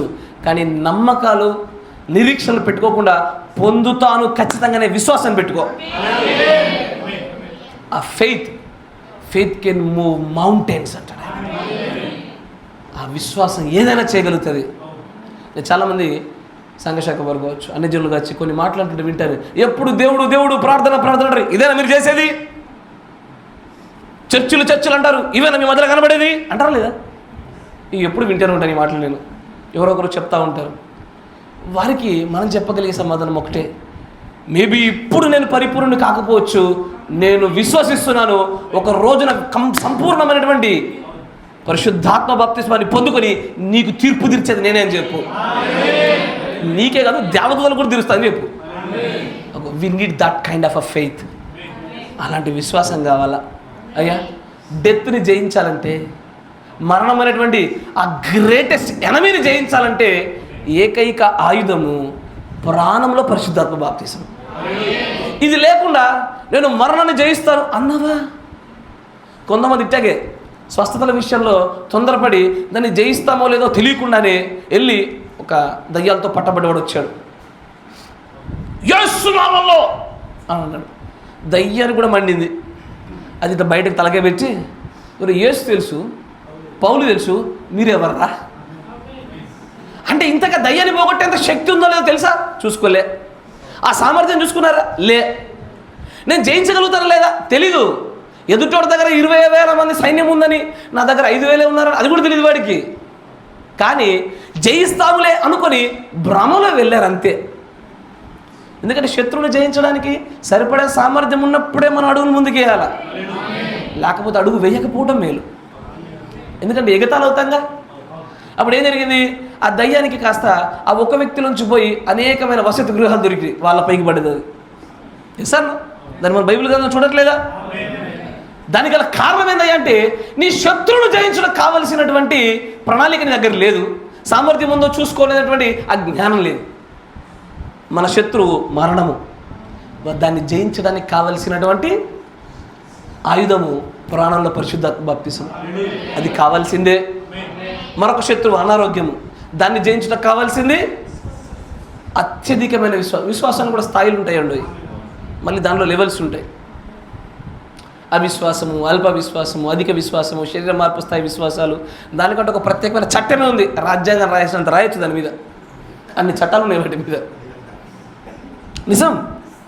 కొన్నిసార్లు నేను ప్రార్థన చేస్తుంటే నా ఒక్కడి విశ్వాసం సరిపోద్ది అతడు బాగుపడడానికి. బట్ కొన్నిసార్లు నా ఒక్కడి విశ్వాసం కాదు, అతడి విశ్వాసం కూడా కావాలి. దాని నియమాల విచిత్రము, దాన్ని పక్కన పెడదాం కాసేపు.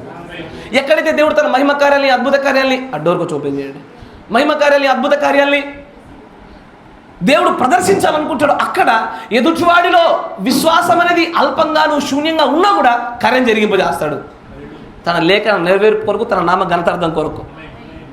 బట్ వేరైస్, ఎందుకంటే విశ్వాసం అనేది మీరు గమనిస్తే వరములో ఉంటుంది, ఫలాల్లో ఉంటుంది.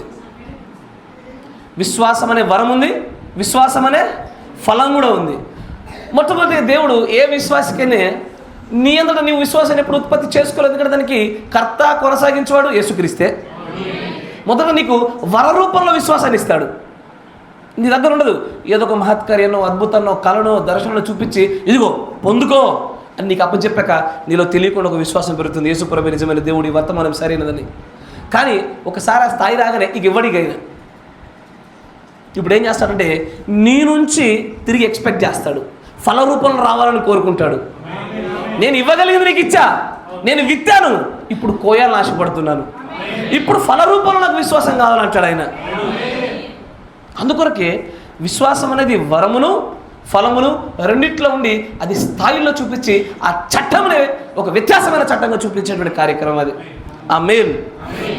అందుకే ఈ మరణం అనేటువంటి ఈ భయంకరమైనటువంటి శత్రువుని జయించడానికి మన దగ్గర కావాల్సినటువంటి ఆయుధం ఒకటేనయ్యా, ప్రాణంలో పరిశుద్ధాత్మ బాప్తిస్మాన్ని పొందుకోవడమే. ఇంకా మీరు దానిలో ఆలస్యంగా ఉన్నారా? ఇంకా కొంతమంది రక్షణ లేకుండా ఉన్నారా? బ్రదర్ మీరు చాలా దూరంలో ఉన్నారు. నేను మాట్లాడుతున్న విషయాలు ఎక్కడెక్కడ తెలుసా?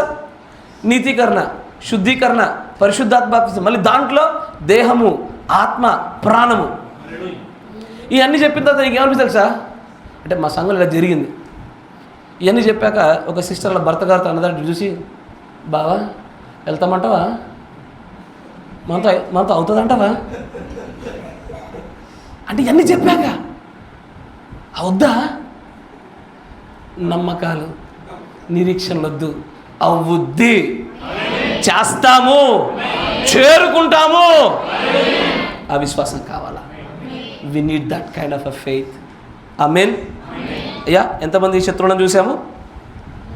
బ్రహ్మం గారు చెప్పిన శత్రువులే, మనం పెట్టుకున్న శత్రువులు కాదు అని అంటాడు. ఒకటి అనారోగ్యము, 2 హోప్ లేదా నమ్మకము లేదా నిరీక్షణ, 3వది మరణము, 4వది కొంచెం కాంట్రవర్షియల్, గట్టిగా పట్టుకోగలగాల. జాగ్రత్తగా పట్టుకుంటానంటేనే మీరు పట్టుకోలేదు. లేదనుకోండి ఈ 4వ దాని విషయాలు మీకు అర్థం కాలేదనుకోండి, నేను కాసేపు బయట కూర్చుంటే అక్కడ వచ్చిన వ్యక్తిగతంగా కలవచ్చు మీరు, కానీ తప్పుగా అర్థం చేసుకోకూడదు. మీ విశ్వాస ప్రత్యక్షత స్థాయిలో అధికంగా అవసరం దీనికి, గమనించండి. 4వ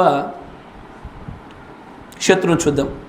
ప్రూవింగ్ హిజ్ వర్డ్, ఆయన వాక్యము నిరూపించుట అనే వర్తమానము 64-0816 64-0816.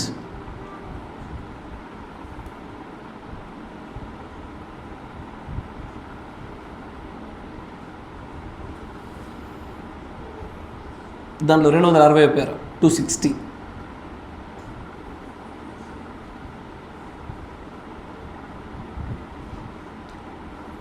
ప్రవక్త బ్రహ్నం గారు చెప్తున్న మాట చూద్దాం. నా గతిలే ఇప్పుడు స్వస్థపరచడానికి నేను చేయలేను. మీకు తెలుసు ఆ విషయము. అసలు ఆ వరం ఏంటి? సహోదరుడు బ్రహ్మా, నువ్వు ఏదైతే తీస్తున్నావో అసలు ఆ వరం ఏంటి? కాదండి.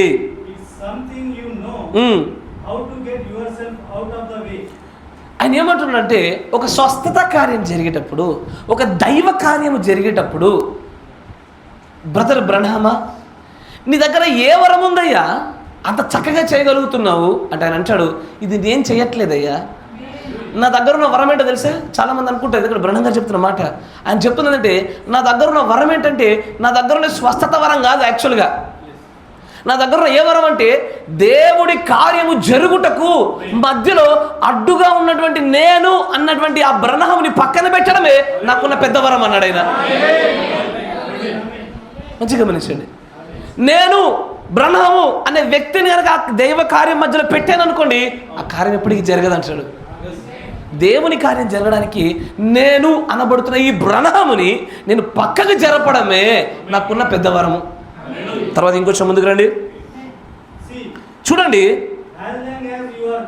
నీవు ఎంతవరకైతే నీ కార్యానికి దేవుని కార్యానికి మధ్యలో నీవు అనేటువంటి నీవు ఉంటావో అసలు అది ఎప్పటికీ పనిచేయదయ్యా. ఏంటి బ్రహ్మం గారు నిలబడి, నా శత్రువు పలానా చర్చి, నా శత్రువు పలానా వ్యక్తి అంటలేడు ఆయన. నా శత్రువు నేనే అంటున్నాడు ఆయన. ఏంటండి? బ్రహ్మం గారి యొక్క గొప్ప శత్రువు ఎవరు? బ్రహ్మం గారే. మీ గొప్ప శత్రువు ఎవరు? ఇది చంపేసేసేయండి. ఇక చంపాల్సిందే. అది చస్తేనే కదా కొత్త జీవం ఉత్పత్తి అయ్యేది. దాన్ని బ్రతకనిచ్చామనుకోండి దేవుడి కార్యం జరగదంటాడు. It will never work. మనకు ఉన్నటువంటి అత్యంత భయంకరమైన శత్రువు మనమే. బ్రహ్మం గారి విషయంలో అదే జరిగింది. బ్రహ్మం గారికి దేవుడు తాను నడిపించుతున్నటువంటి కార్యాల్లో కొన్నిసార్లు తన భావోద్వేగాలకు అవకాశాన్ని ఇచ్చాడు ఆయన. జాగ్రత్త వినాల. దేవుడి నడిపింపులో ఉన్నటువంటి బ్రహ్మం గారు ప్రవక్త తన భావోద్వేగాలకు అవకాశం ఇచ్చాడు ఆయన. దానివల్ల ఏం జరిగిందంటే, ఆ కార్యాల విషయంలో నేడు బ్రహ్మం గారినైనా సరే, ఈ వర్తమానం నమ్ముతున్న మనల్నైనా సరే అనేకులు ప్రశ్నిస్తున్నారు. నేను మీకు ఒక ఉదాహరణ చూపిస్తాను. 3rd ఎక్సోడస్ అనే వర్తమానం తీయండి. ఈ జాగ్రత్త ఈ విషయాలతో జాగ్రత్త పట్టుకునే ప్రయత్నం చేయండి. 3rd exodus 63-0630M.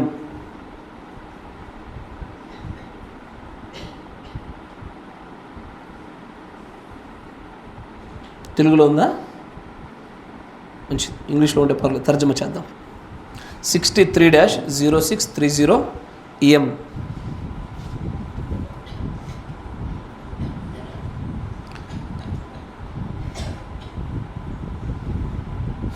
ఆ, 142 పేర, క్షమించాలి చెప్పలేదు కదా, 142 పేర.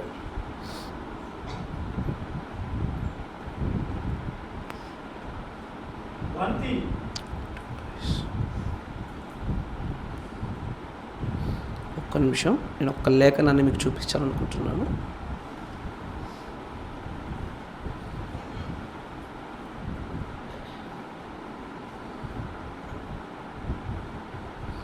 సరే మంచిది. ఇక్కడ చూడండి, జాగ్రత్తగా గమనించండి. వన్ థింగ్, ఒక విషయము నేను ప్రార్థిస్తున్నాను.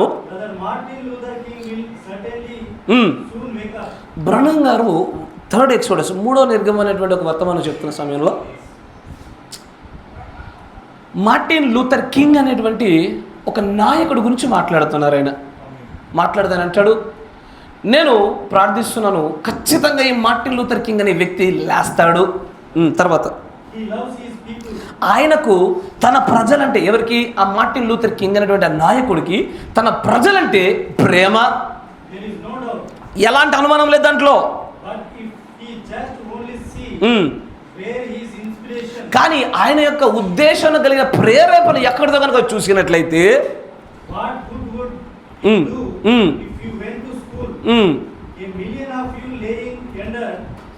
dead. 143 పేర్లోకి రండి, సమయాన్ని బట్టి మనం కొంచెం ముందుకెళ్దాం, తర్వాత నీట్గా చదువుకోండి. Just like Hitler did. గమనించండి ఏమంటానంటే, హిట్లర్ ఎలాగు చేసానో, హిట్లర్ తెలుసుగా, హిట్లర్ జర్మనీ ఏం చేశాడు ఆయన? ఒక మ్యాసివ్ జెనోసైడ్కి కారణమయ్యాడు ఆయన. విపరీతమైన పెద్ద సంఖ్యలో ప్రజలు చనిపోవుటకు అతడు కారణమైనాడు. ఇక్కడ బ్రహ్నం గారు చెప్తున్న మాట చూడండి, just like Hitler did. Over in Germany. జర్మనీలో హిట్లర్ ఎలాగూ చేశానో అలాగే Let them right into a death trap. జర్మనీలో ఉన్నటువంటి ఈ హిట్లరు ప్రజలందరినీ ఒక మారణ హోమంలోనికి, కదా, అది ఎలా అంటే గ్యాస్ క్యాంప్స్ అంటారు, వాటి టార్చర్ క్యాంప్స్ అంటారు, అలాంటి వాటిలోకి పంపి ఎలాగూ చంపేశాడో.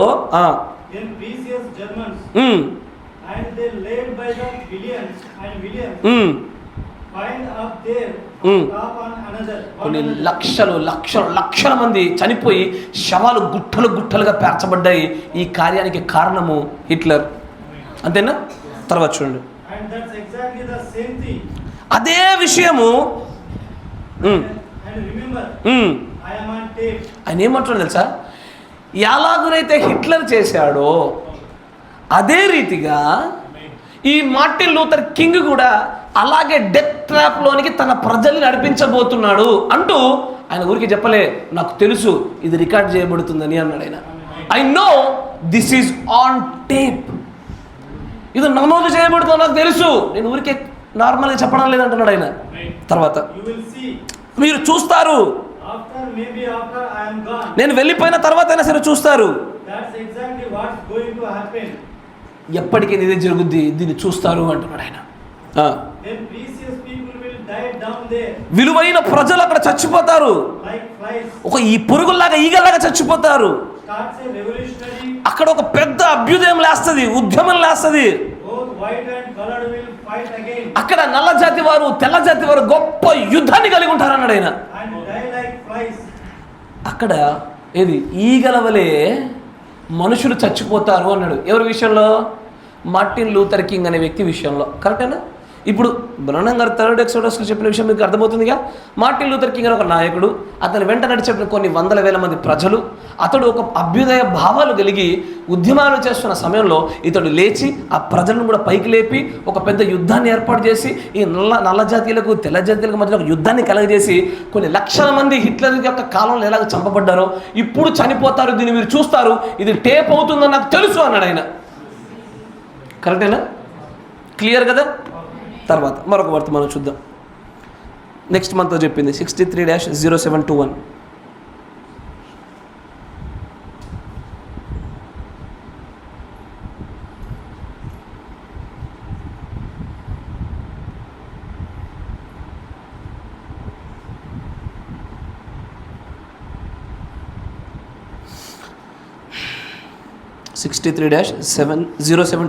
He cares, do you care? ఆయన శ్రద్ధ తీసుకుంటున్నాడు, నువ్వు శ్రద్ధ కలిగి ఉన్నావా అనే ఆ తర్జమ నాకు తెలిసి తెలుగులో ఉండకపోవచ్చు. దాంట్లో 6వ పేరాను చూడండి, సిక్స్త్ పేరా జాగ్రత్తగా గమనించాలయ్యా. బ్రహ్నం గారికి తనకు తాను ఎలా శత్రువుగా భావిస్తున్నాడు, ఎందుకు శత్రువుగా భావించాల్సి వస్తుంది అన్న విషయం మనం గమనించాలా.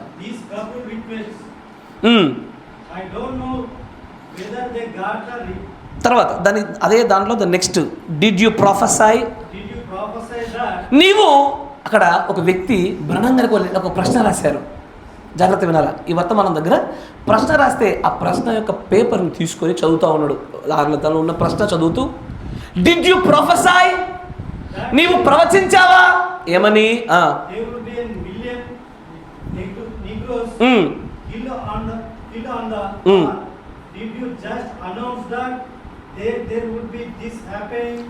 అక్కడ వారు అడిగిన ప్రశ్న ఏంటంటే, సోదరుడు బ్రహ్మ, ఆ థర్డ్ ఎక్సోడస్ అనే వర్తమానంలో మార్టిన్ లూథర్ జూనియర్ కింగ్ని గురించి చెప్పావు కదా, నీవు అది ప్రవచించావా, ప్రకటించావా?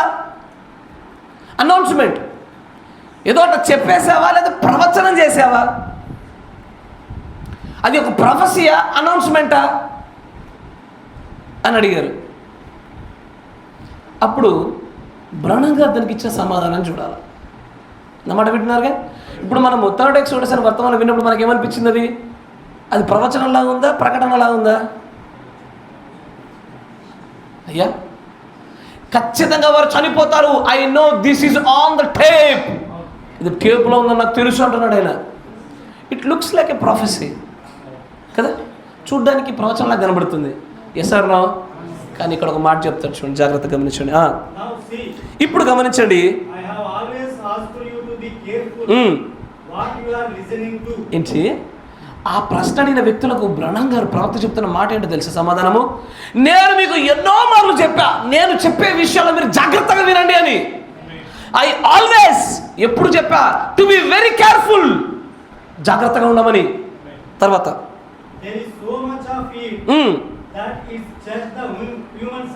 అయ్యో నా మాట జాగ్రత్త చూడండి అని ఏమంటాడంటే, అక్కడ ఎంతో కార్యము మనుష్యుని భాగం నుంచి వచ్చేది ఉంది.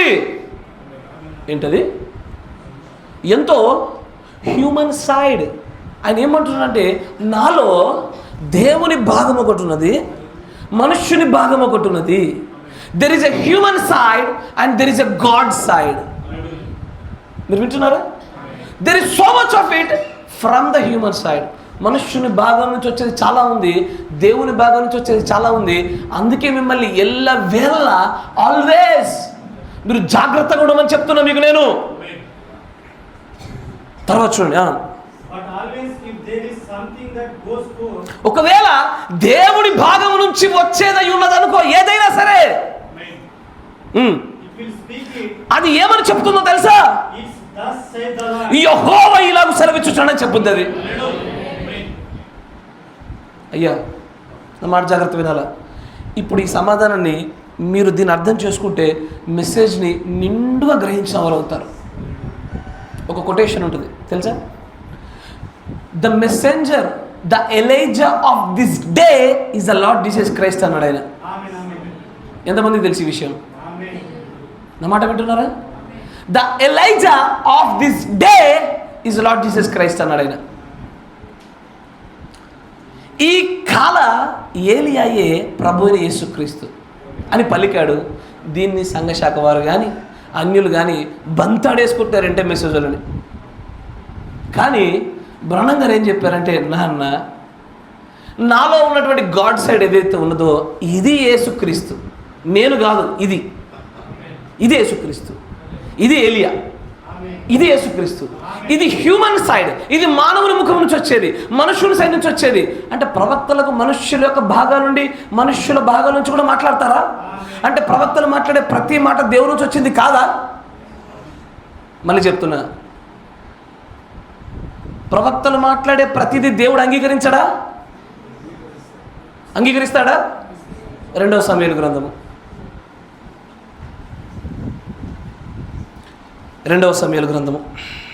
7వ అధ్యాయం 1వ వచనం చదవండి. ఆ కొటేషన్ అట్లాగే ఉంచండి. There is so much to learn. యెహోవా నలుదిక్కులా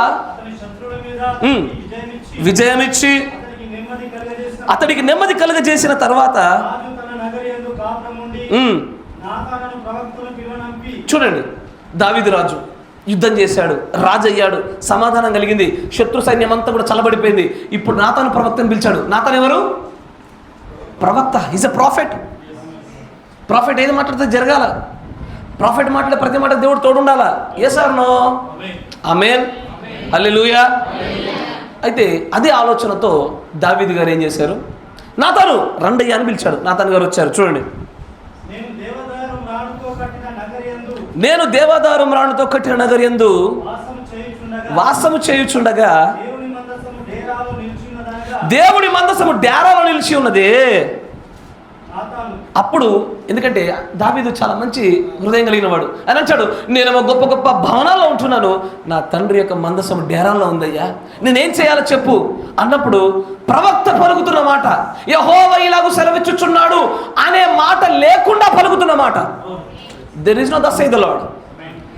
ఈ మాట యెహోవా యొద్ద నుంచి వచ్చింది కాదది. అక్కడ యెహోవా ఇలాగూ సెలవిచ్చుచున్నాడు అన్నది లేదు. అయినను కూడా నాతాను ప్రవక్త ఒక మాట మాట్లాడుతుంది. ఏందో చూడండి. అప్పుడు నాతాను 3వ వచనం, యెహోవా నీకు తోడుగా ఉన్నాడు, నీకు తోచినంత నెరవేర్చు. ఇంతకీ ఇది జరిగిందా జరగలేదా?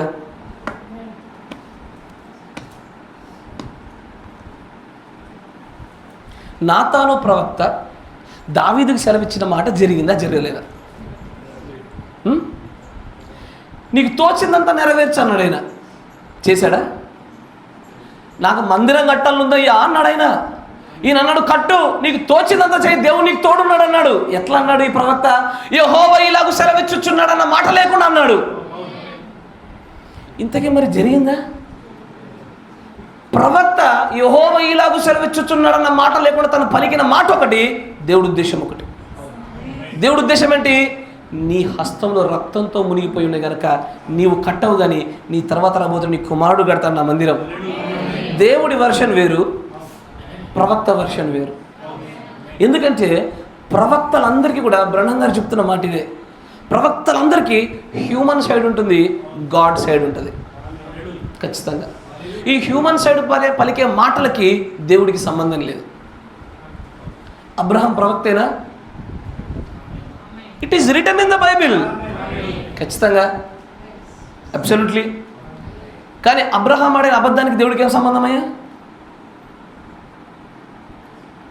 ఎస్ఆర్నో? అబ్రహాం ఆడిన అబద్ధానికి తన భార్య విషయంలో 2 మార్లు, దానికి దేవుడికి ఏం సంబంధము? దావీదు ప్రవక్తేనా? అయ్యో, దావీదు ప్రవక్తేగా. కానీ దావీదు చేసినటువంటి దుష్కార్యాలకు దేవుడికి సంబంధం లేదు.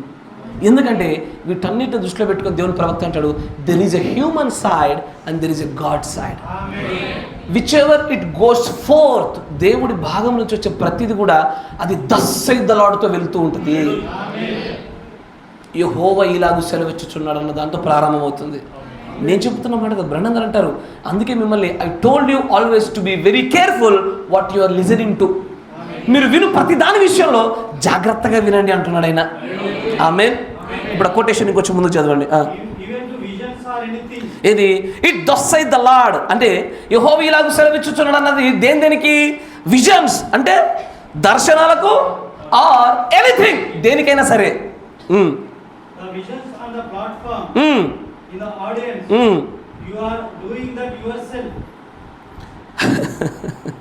ఏమన్నాడైనా?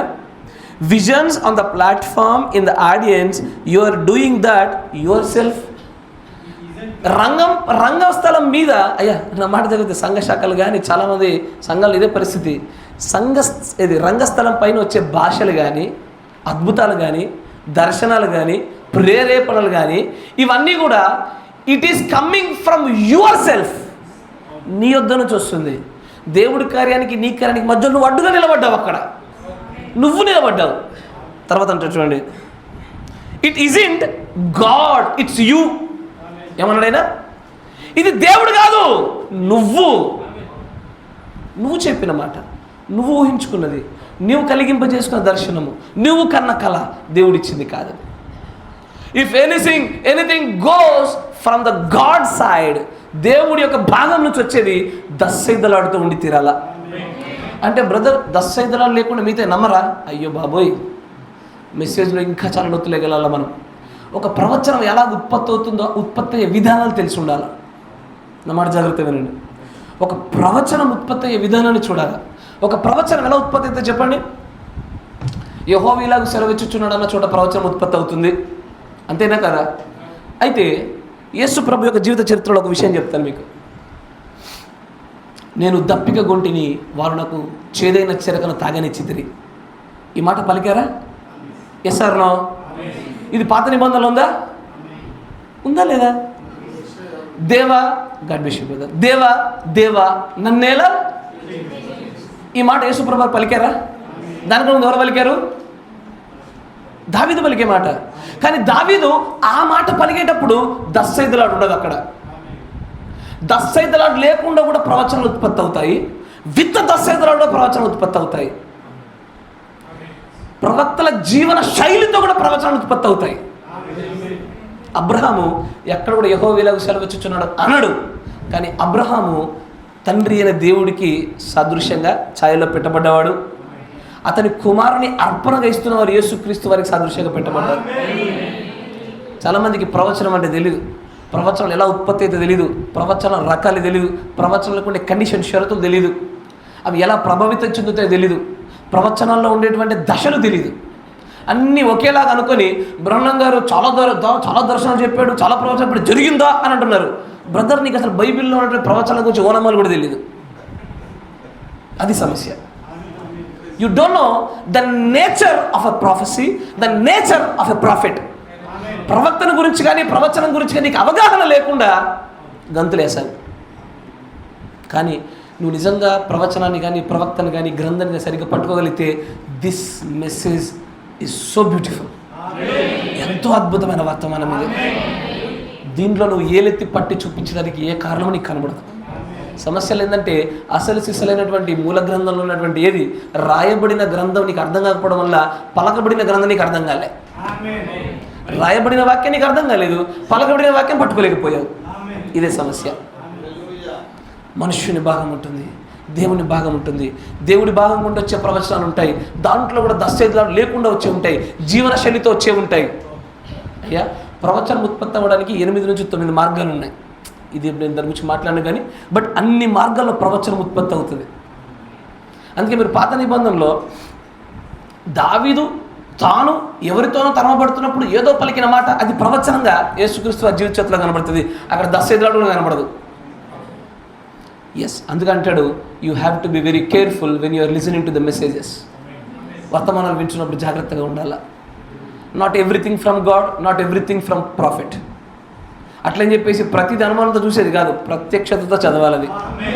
దానికి నేనేం ట్రైనింగ్ కోర్స్ పెట్టలేను, దానికి ఏమంటుందని ఒక తత్వజ్ఞానం కూడుకున్నట్టు ఒక సబ్జెక్ట్ సిలబస్ పెట్టలేను. కానీ you need Holy Spirit for that.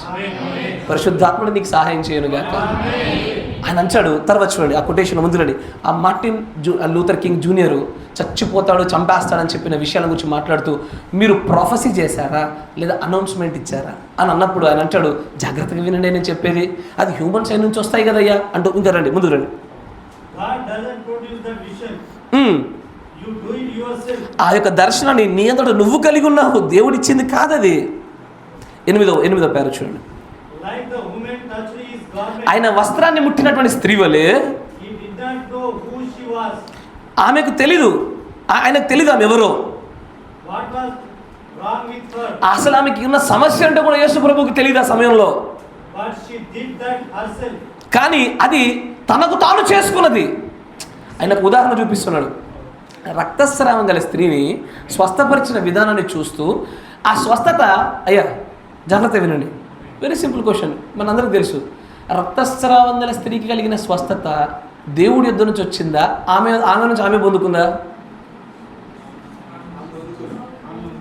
Absolutely. ఆయన అదే చెప్తున్నాడు. ఈ మార్టిన్ జూనియర్ లూథర్ కింగ్ నుండి నేను దేవుని దగ్గర పొందుకోలేదు, నేను పొందుకున్నది, అది నా మాట. బ్రహ్మం గారు తన పెద్ద కుమారులు అయినటువంటి బిల్లీ పాల్ గురించి ఆయన యవ్వనస్తుడిగా పెళ్లిగాక మునుపున్నప్పుడు I hope and I believe Billy would take my place అని అన్నాడు. అంటే బిల్లీ పాల్ నా స్థానాన్ని తీసుకుంటాడని ఆశపడ్డాను అని అన్నాడు. అది దేవుడి యుద్ధం నుంచి వచ్చింది కాదు, ఒక కొడుకుకి బాధ్యత కలిగిన ప్రేమ కలిగిన తండ్రిగా తను కోరుకున్న మనుష్యుని యొక్క భాగం నుంచి వచ్చింది. కానీ ఆయన వివాహ విషయంలో తను పడిపోయిన విధానాన్ని బట్టి సేవకు అనర్హుడు అయ్యాడు ఆయన. That is not from the God. దేవుని దగ్గరికి వెళ్ళి వస్తే ఫెయిల్ అవ్వదుగా. It is from a human mind. తర్వాత జోసెఫ్ బ్రహ్మం గారి గురించి చెప్పారు, that is from the God. అందుకేనా బ్రహ్మం గారి తర్వాత ఇప్పటికి నడిపిస్తూ ఉన్నాడు ఆయన. ఏది దేవుడి భాగమో ఏది మనుషుని భాగమో, you need lot of revolution for that. తర్వాత ఇంకొంచెం ముందుకు రండి. ఈ స్త్రీని గురించి మాట్లాడుతూ ఈ స్త్రీకి కలిగిన స్వస్థత, ఆ స్త్రీ ఎవరు, ఆమె సమస్య ఎవరు యేసు ప్రభువుకు తెలియదయ్యా. ఆమంతటా ఆమె పొందుకున్నటువంటి స్వస్థత అది. తర్వాత అక్కడ యెహోవా ఇలాగ సెలవిచ్చుచున్నాడు అన్నది ఉందా ఆ స్వస్థతలో? ఆయన అంటాడు అక్కడ లేదు కదా.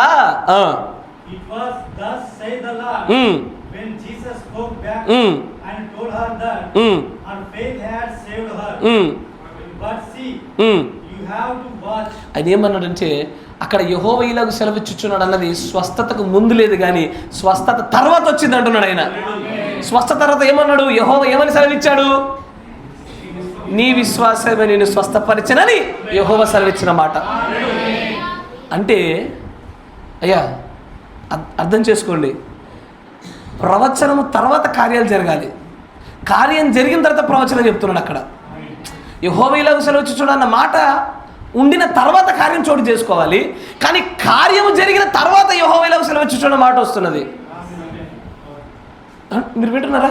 ఎందుకు ఈ మాట చెప్తున్నట్టే, బ్రహ్నం గారు గుండ్రంగా ఉండేటువంటి కార్ల గురించి ప్రవచనం చేసినప్పుడు కానీ,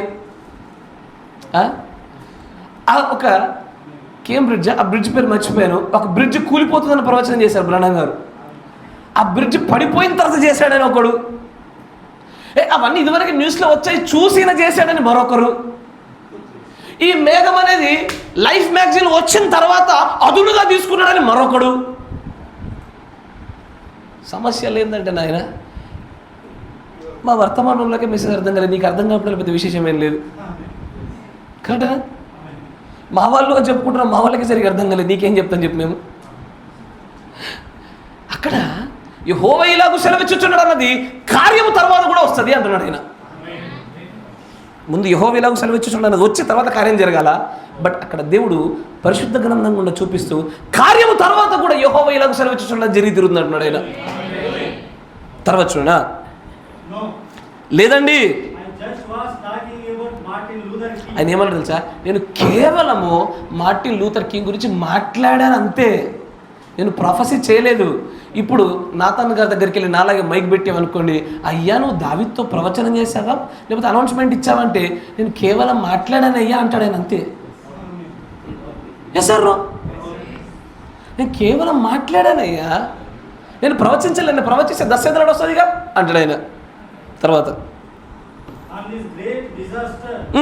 that they are having in the south with the colored people, I said, if those people were slaves, I would take my church and go south to help them people out of slavery. అక్కడ ఆ Martin Luther junior king విషయంలో తన అభిప్రాయాన్ని మాత్రం వ్యక్తపరిచాడే కానీ అది 10 సైదులాడు కాదు అని చెప్తున్నాడు ఆయన.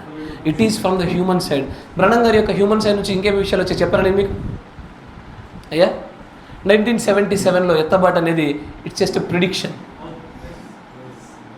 1977లో ఎత్తబాటు వస్తుందన్న విషయము దేవుడిచ్చింది కాదది. ఆయన హ్యూమన్ సైడ్ నుంచి మానవ సహజంగా తను ఊహించి చెప్పినటువంటి ఒక ఊహాజనితమైన ప్రిడిక్షన్ మాత్రమే. That is not from the Lord. ఈ విషయం అర్థం కాని ప్రజలు 70 ఏళ్ళలోనే వచ్చిందన్నారు, తప్పావు చూసావా, ఇదేం ప్రవక్త. నీకు ప్రవక్తకి ప్రవచనానికి వ్యత్యాసం తెలియనప్పుడు, అర్థం చేసుకోవడానికి జ్ఞానం లేనప్పుడు అయ్యా నిన్నెవడు బాగు చేయగలుగుతాడు? హ్యూమన్ సైడ్ నుంచి వచ్చిన విషయాలు 100 ఉన్నాయి. సౌత్ ఆఫ్రికా ట్రిప్కి వెళ్ళాడు. నేను సమయం దృష్టిలో పెట్టుకొని మాట్లాడుతున్నా. మీరు అమేబా అని కొట్టండి, మీరు మెసేజ్లో AMEBA అమేబా అని కొట్టండి. అదొక వ్యాధి, అమీబియాసిస్, అదొక వైరస్తో వస్తుంది. ఈగలు బాగున్న చోటు ఉంటుంది. ఆయన సౌత్ ఆఫ్రికా ట్రిప్కి వెళ్ళాడు. అక్కడ దేవుడు చూపించినటువంటి కొంతమంది సేవకులతో ఆయన కలిసి తిరిగాడు, సహవాసం చేశాడు. దేవుని దగ్గర నుంచి ఆయన సమాధానం పొందుకోకుండానే సహవాసం చేశాడు. ఆయన అంటాడు, God has struck me 6 months, అంటే 6 నెలలు అమీబియాసిస్ వ్యాధి చేత బ్రహ్నం గారు విడుమే పడుకున్నాడు.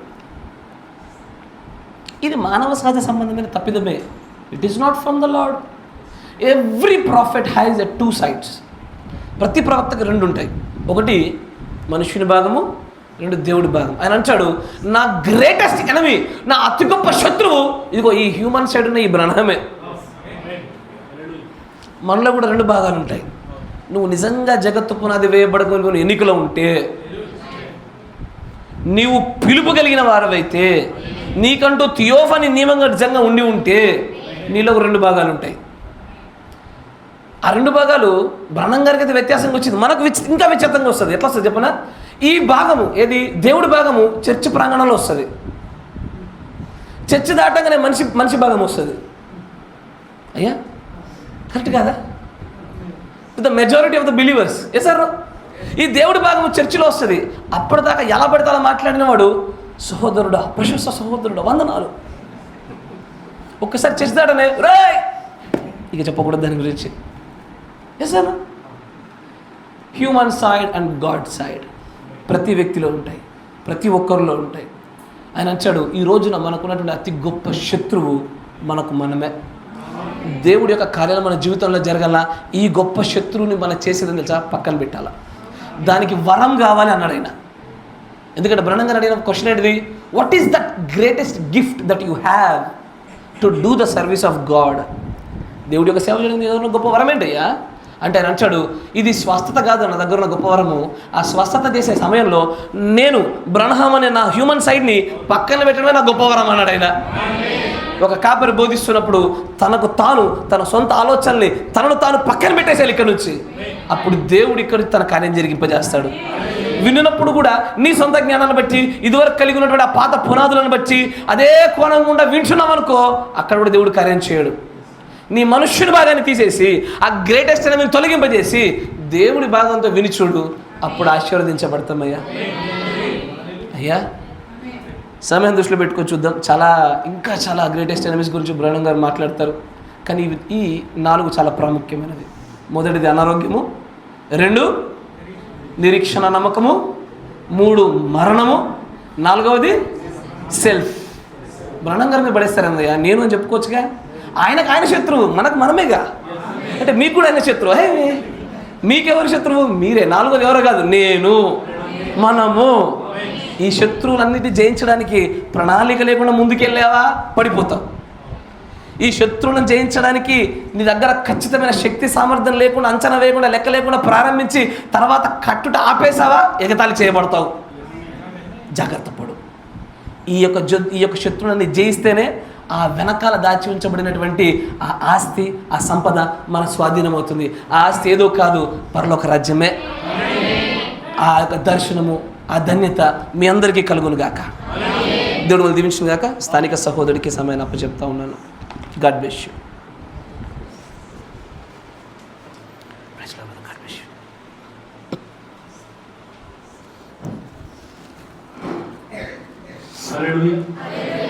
దేవుని పరిశుద్ధమైన నామానికి మహిమా ఘనత ప్రభావములు కలుగును గాక. మంచి వర్తమానమును వినేటువంటి కృపను దేవుడు మనందరికీ కూడా అనుగ్రహించి ఉన్నాడు. హల్లెలూయా. నిశ్చయముగానే మనము పోరాటానికి వెళ్ళేటప్పుడు, నిజమే ఒక పని చేయడానికి వెళ్ళేటప్పుడు మనము దాన్ని పూర్తి చేయడానికి, దాన్ని మనం జయించడానికి శక్తిని కలిగి ఉన్నామా, అంతటి ఒక మొత్తాన్ని మనం కలిగి ఉన్నామా, లేదా పరీక్షించుకోకుండా వెళ్ళినట్లయితే మధ్యలోనే మనం ఓడిపోగలం, మధ్యలోనే మనం ఆపివేయగలం. హల్లెలూయా.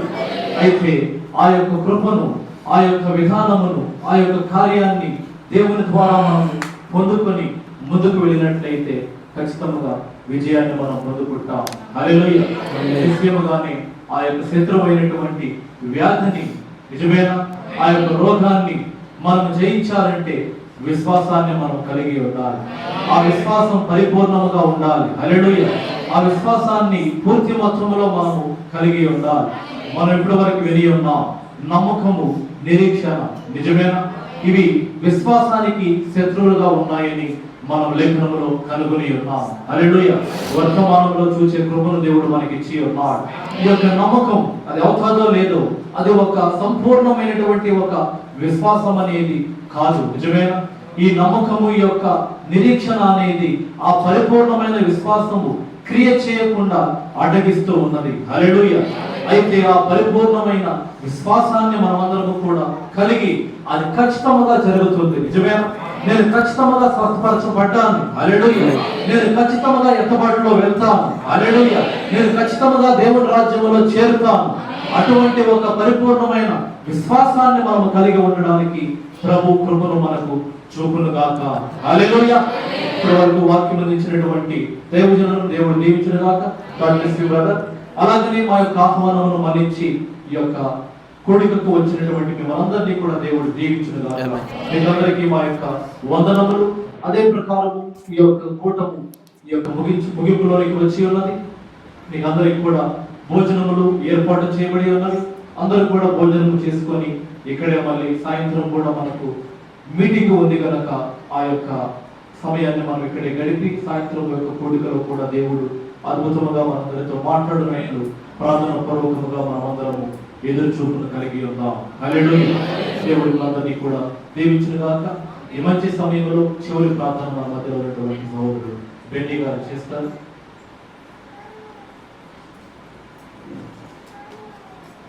మనందరూ కూడా ప్రార్థనలు ఏకీభవిద్దాం.